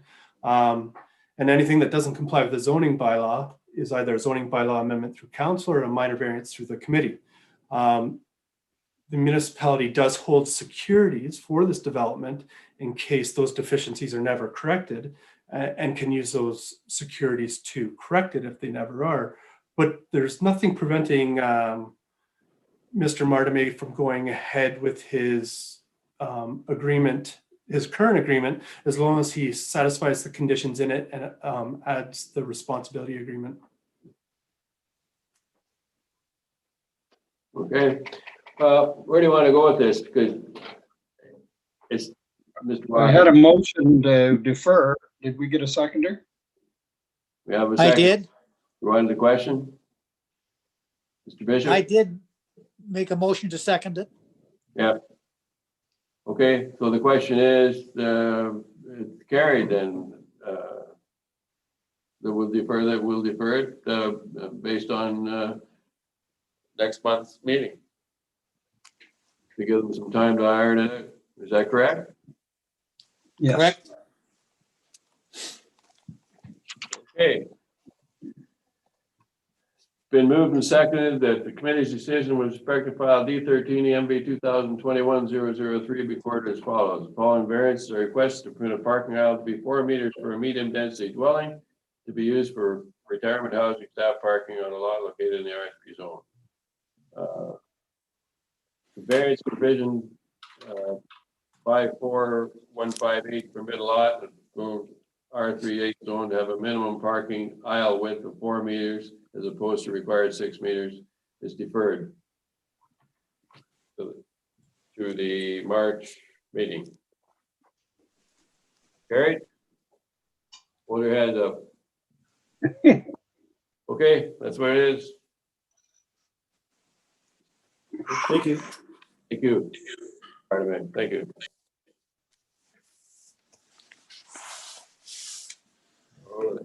Morley.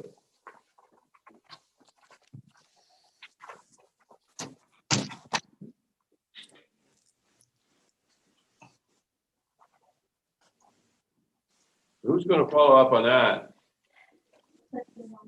Hmm? We just be a second here, Clinton. Absolutely. Take your time. So who's going to follow up on that with council or wherever Mr. Martaway has to go with this thing? You look after that, Jeff? Yes, staff will follow up with the applicant with regards to the decision, and we can discuss options for him to move forward. Fair enough. Okay. Well, Clinton, been waiting for a while. Yes, Mr. Chair, I have been waiting with anticipation. Waiting with anticipation. But we aren't usually as verbose as we are today, but seems that we may have to order in lunch. Well, that's okay. But we're dealing with 1038 Pike Lane. And everybody's been to that site, and quite a few buildings stuck in a pretty small spot there. But if you'd like to open this part of the meeting with your comments with respect to this application, then we'll carry on from there. Thank you, Mr. Chair. Committee members, thank you for the opportunity and sitting patiently through all of these meetings today. Just to reiterate some of the points, Mr. Chair, that we talked about with this project last time. The size of the building that we are requesting is not an unreasonable size cottage. However, due to the constraints of the property, we're very restricted as to where we can position the new structure and how we can position it. For that reason, obviously we're within that a 20-meter water setback from the water. We're building within the 10-meter setback from the water, which of course creates the restriction of how wide and how tall we can go with the building. And although we're requesting to build a structure that is not an unreasonable size at 10 meters wide, due to its location and proximity to the water, the bylaw restricts us on how wide and how high we can go with that structure. As you can see from the site plan that I provided to you from the Ontario Land Surveyors, we have provided and addressed many of the concerns that were brought to the committee members last time about the location of the septic, which is going to be on the north side of Pike Lane. Location of parking, we're providing 2 parking spots as is required in the bylaw that are 3 meters by 6 meters, located directly out in front of and just to the north of the new structure. This keeps us back away from the laneway a little ways, but does provide those parking spaces as required by the bylaw. And you'll also notice that we've met all of the slope requirements, that we're not exceeding a slope of 10% with the driveway. We're only 8%, which is an adequate driveway slope. As well, we're demonstrating on here that we are dealing with water deferment around the building so that water can be shed down to Haas Lake, which has been addressed in there as well. So today, committee members, again, we're here to discuss. I know there were some concerns about some trees on the property. As I mentioned before, my client is willing to try and salvage those trees as much as possible. There is one that is located directly in the deck of the existing structure. Whether the roots are tied directly to the foundation and already compromising the foundation of the existing structure, until we excavate, we won't know. But that tree may have to come down, but we will do our best to maintain any trees that are on the property. As for the size of the lot coverage, as discussed before, the bylaw requires no more than 17%, and we're asking for 24.9. Again, this is due to the restrictions of the lot. It is a very small lot, and we're willing to make the compromises of removing additional structures such as the shed that is at the north part of the built structure, and also the boathouse that is off to the west side of the lot. With that in mind, committee members, I hope that you can see that these minor variances are minor in nature, that they are agreeable for the property, and that they fit within the intended plan of both the provincial and municipal plans. Thank you, Chair. Thank you. I'm sure we have some questions for this particular gentleman. Mr. Bishop? Yes, Mr. Chairman, on one of the sketches that was delivered to us, we have, I'm going to hold it up. It was a sketch that shows the proposed building outlined in red. And on the top of that, it's got Pike Lane showing the edge of gravel of Pike Lane. Now, Pike Lane is apparently Part 8 on a registered plan, on an R plan. And Pike Lane is exactly 22 feet wide. And I would like to know where the southerly limit of Pike Lane would be on that sketch. Because you're showing on another sketch that doesn't show that R plan distance, the location of your parking areas. And I don't know if those parking areas actually go into Part 8, or whether they're off Part 8, or how far they're set back from Part 8.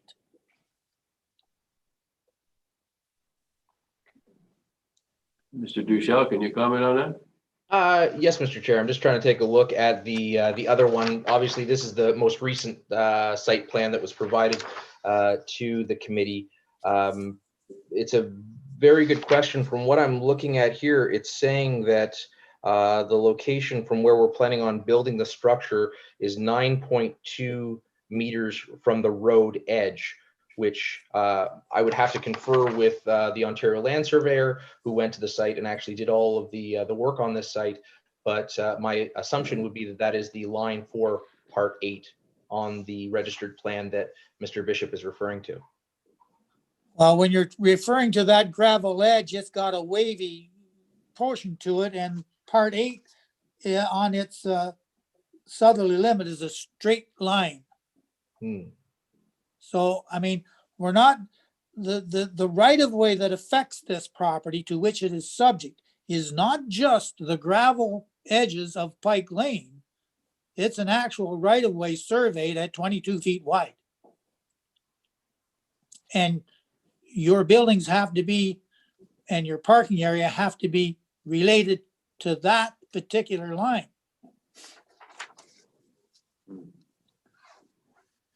Through you, Mr. Chair, with respect to that, obviously, we would be subject to that at the time of this being submitted to the planning department to ensure that we are that distance away from that location.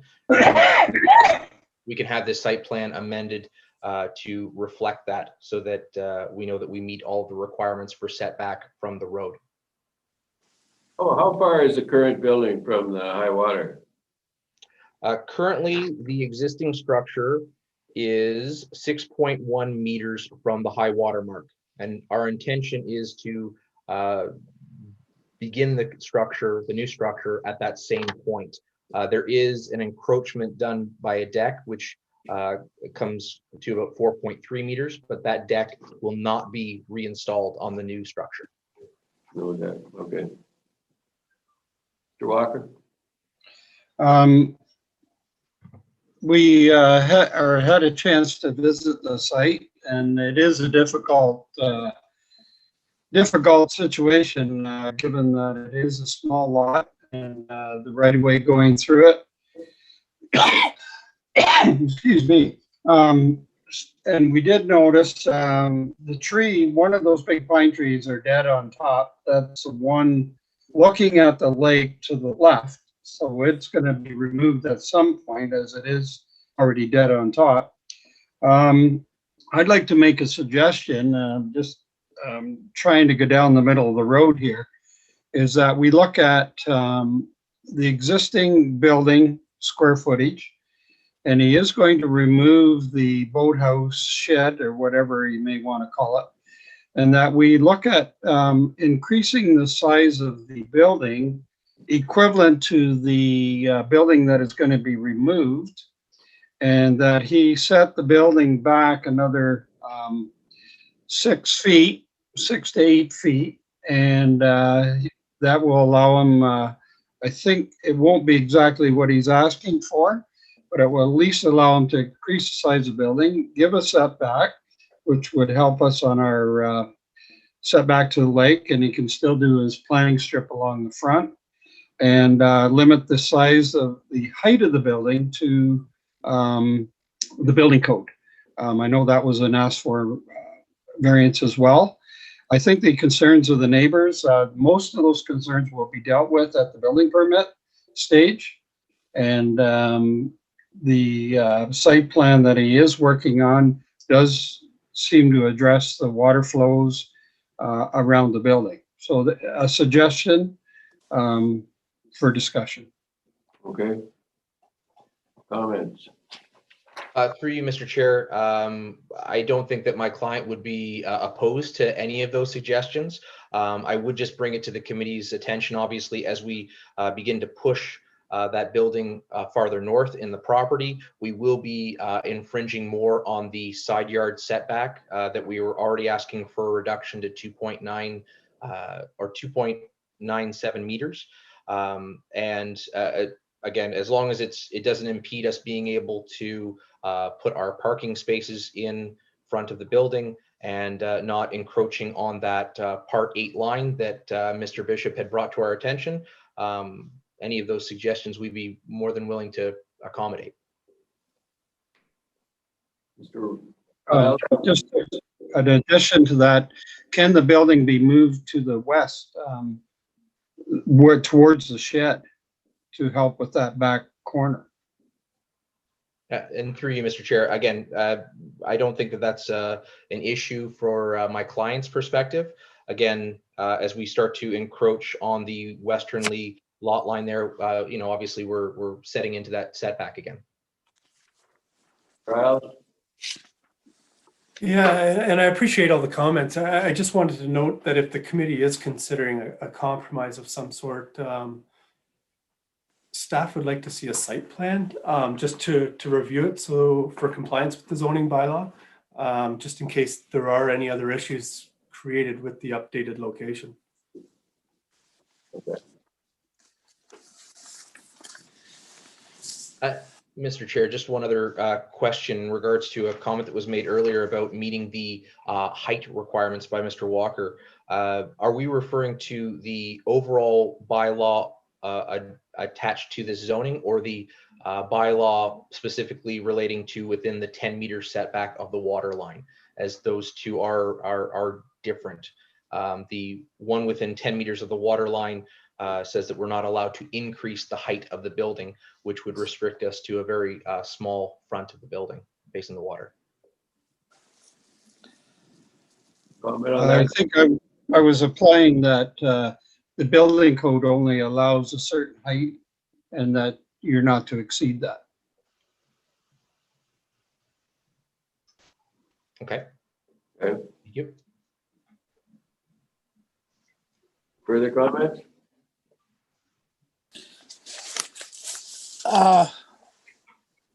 Mr. Bishop? I appreciate exactly what Mr. Walker is attempting to do here, is to say to the applicant, we recognize that you have a parcel of land that should be able to be utilized by you as a residential cottage, and that there must be some way to come to a resolution of the concerns that we have. Exactly how it would be configured in accordance with Mr. Walker's suggestion is something that we'd have to see from the applicant to reassess all of the indications that we had or the concerns that we had at the time of visiting the property. I think that looking at the site, there is difficulties with it with regard to the size and shape of building that has been proposed. And in my mind's eye, I was sitting there looking at it both from the lake and from the back and saying, what can be done here?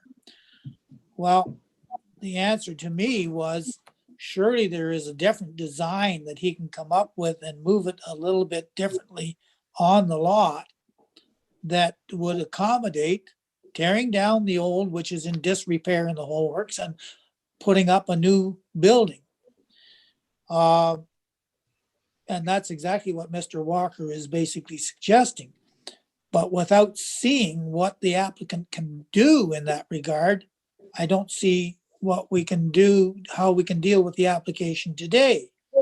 The other aspect of it is the fact that we do, and the applicant's agent has said there is concern with those 4 pine trees that are at the front of the property that are the only vestige of natural vegetation that is remaining on the property.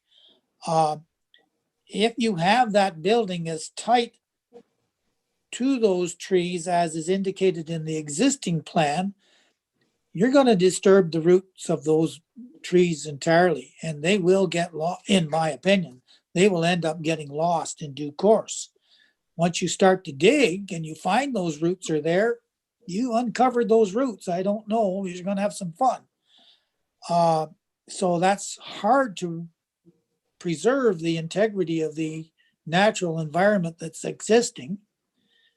But at the same time, there is got to be a way that the gentleman can design a building that can fit on the lot and meet a little bit closer to the zoning requirements that are there. He might have to have some sideline relief with regard to a new building, but I'd have to see it before I can comment on it. And I don't know where that leaves the applicant at this point in time. McKechnie? Yeah, I was out at the site, and that whole shoreline's a bit of a cluster. I mean, anybody who's trying to do what this gentleman's going to do, they're all very small lots. Some of the houses are quite large on the very small lots. I don't see that what the applicant is trying to do here is so outrageous. We might have to critique it a bit, but there's no reason why we shouldn't allow him to build almost on the blueprint. And if he wants to make it, like Jerry said, a little bit bigger, that's fine with me when they remove that shed. Thank you. Can we defer it based on Glenn Jeffrey? Go ahead. Sorry, thank you. I just wanted to note before we get too far along that we do have some attendees here that wish to speak. And we have received 2 updated public comments that I would like to read out, if that's okay. Go ahead. Yes, so I'm not going to go through and reread any of the comments that were received and outlined at the last meeting, but since then we've received further comments from Philip Cordner. He questions why the title is a minor variance when most of the requested changes are between 40 to 50% above the current requirements. He also asked whether there has been a change to the original application. The second comments were received from Anna and Rob Stevenson. Overall, they have no comments on the changes other than why the entrance to the new parking spots would be from the west side. That would require a number of trees to be removed that currently provide privacy from the lane, as well as noise reductions from the highway. They would question as to why the entrance would not remain on the east side. If it is approved as stands, they would like assurances that none of the trees on their property or any trees that straddle the property line are removed. Again, as I said, I believe both of these attendees are here today and wish to have an opportunity to speak to the committee.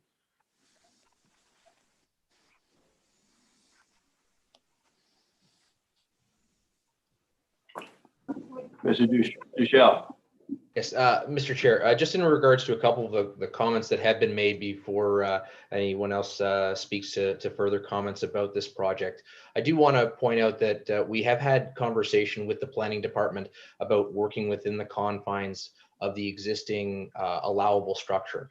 The concern that we have is both form and aesthetics, being able to meet the requirements that the client would like to have a useful cottage, as well as not creating something that seems like a pieced together eyesore.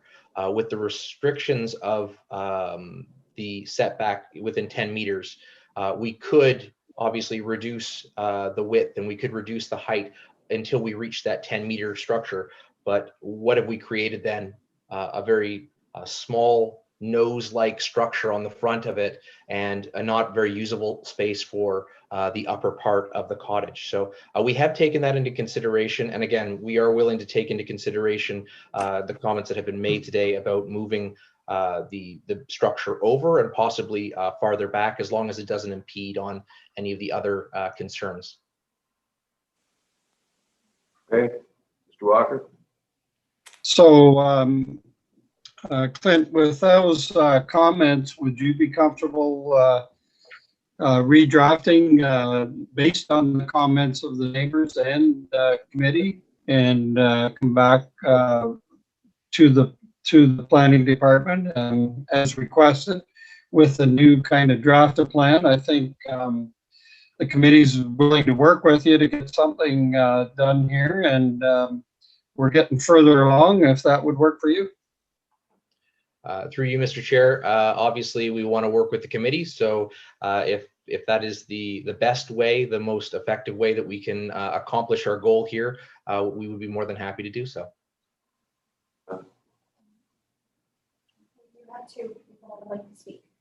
We have a couple of people who wish to speak to the application. So Danielle is going to hook them up here. Okay.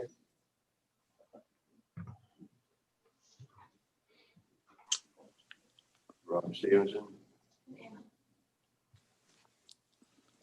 Rob on? Yeah. Go ahead, Rob. Welcome to Halliburton. Thanks for having me. I think I'll actually defer to my wife, Anna.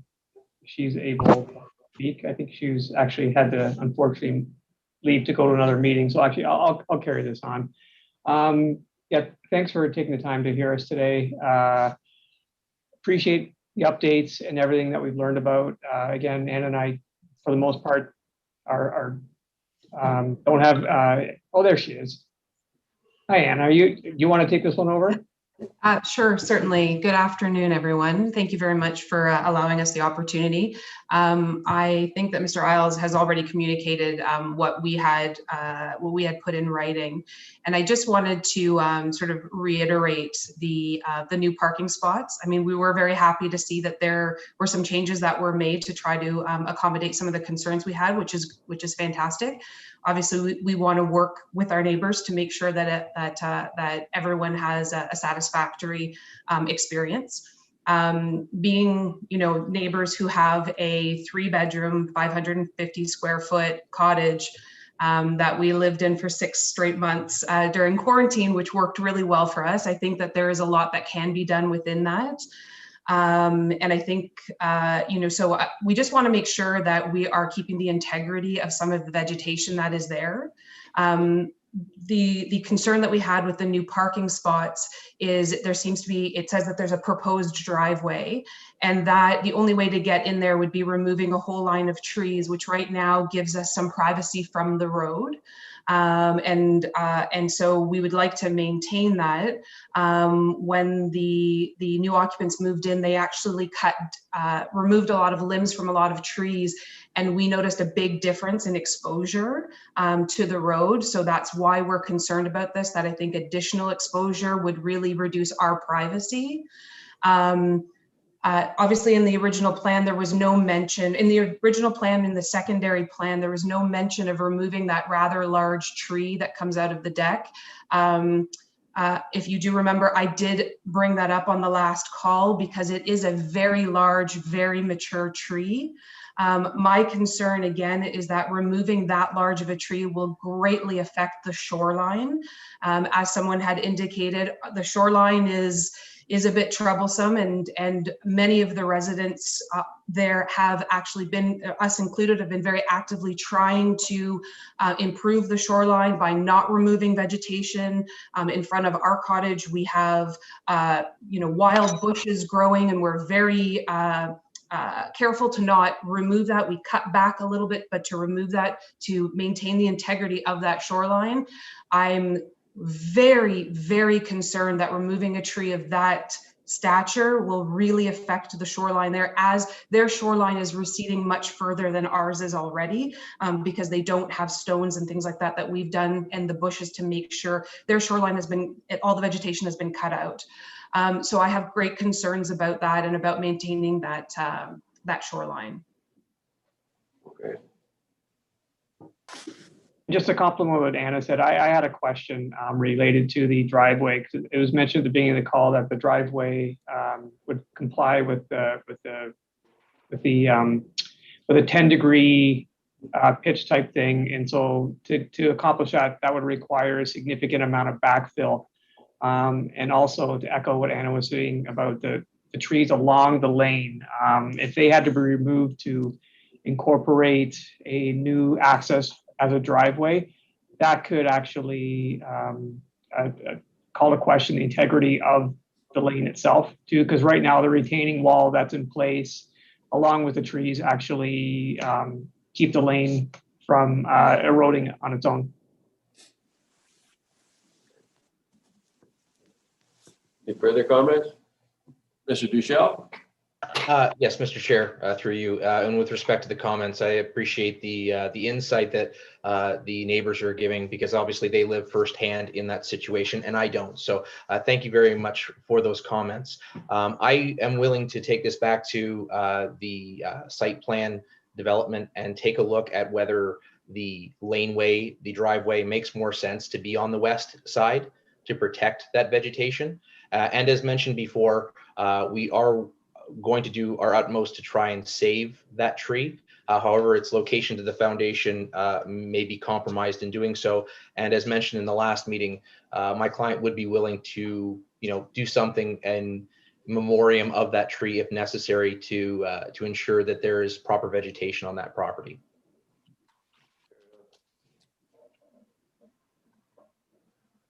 Where do you want to go with this? Do you want to defer this then to the next meeting? Mr. Walker? I'll make a motion, we defer to the next meeting. And based on what Mr. Duchel comes back with. Yes, and Mr. Duchel will bring back a updated site plan with the comments made today. Is there a seconder for that? McKechnie? Mr. Bishop, you in favor of that? Yes, I am in regard to that deferral, but some of the, I want to be accommodating to the owners here and the application for this situation. I'm just wondering whether or not within our own committee concept and the neighbors as well, is if they could come up with a plan, they'd begin that moved it back from the shoreline a little bit, and it would end up losing them their non-conforming setback from the lake, but that a plan would maybe give them a greater encroachment on the sidelines in return for coming back from the lake and being able then to accommodate a vegetative planting strip and as well to keep us away from digging at the roots of those gorgeous big trees, which are the last vestige of good mature growth still sitting on the property. It's something that as a neighbor, I might want something, but I might have to give up something as well in order to accommodate this situation. I don't know whether the applicants want to be right out on the lake or not. There is no trees there that are going to obstruct their view if they did move it back, but they might have to encroach into their sideline a little bit more. And at the same time, he's got to figure out how he's going to keep his parking off of the Pike Lane. But it would be nice to see something designed that would fit with an undersized lot, that's what it is in today's comparison, but it is a valid existing parcel of land that has some protective processes in it with regard to setbacks, especially from the water. So if we could think about that and have a neighborly concept, I'm sure you can come up with a design of a building that will accommodate the proposed use without overwhelming the lot size. And it's difficult, but the agent here has got the ability to come up with these designs, and let's see what can happen. That's just a comment I have, but otherwise I'm in favor of the deferral. Okay, well, if that's what we're going to do, and the application is deferred to the next meeting, and Mr. Doshell, we'll be including you in on that. Jeff, you wish to speak? Thank you, Chair. And I just want to ask, or if you could confirm with Danielle, whether there's one more attendee that wishes to speak. If someone's attended today, they should be given the opportunity to speak. There are no other speakers. Okay, my apologies. Thank you. All right, all right. That being, are you satisfied with where we're going here, Mr. Duchel?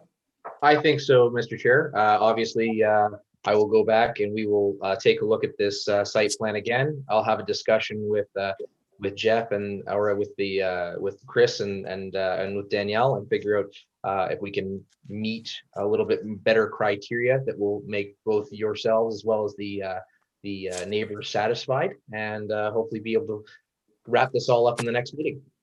Fair enough. That being said, the meeting is now adjourned. Thank you for your attendance. Thank you, Chair. Thank you, Mr. Chair. Thank you, Chair. Both of them, all three of them agreed on it, so whatever you want to do. Yeah.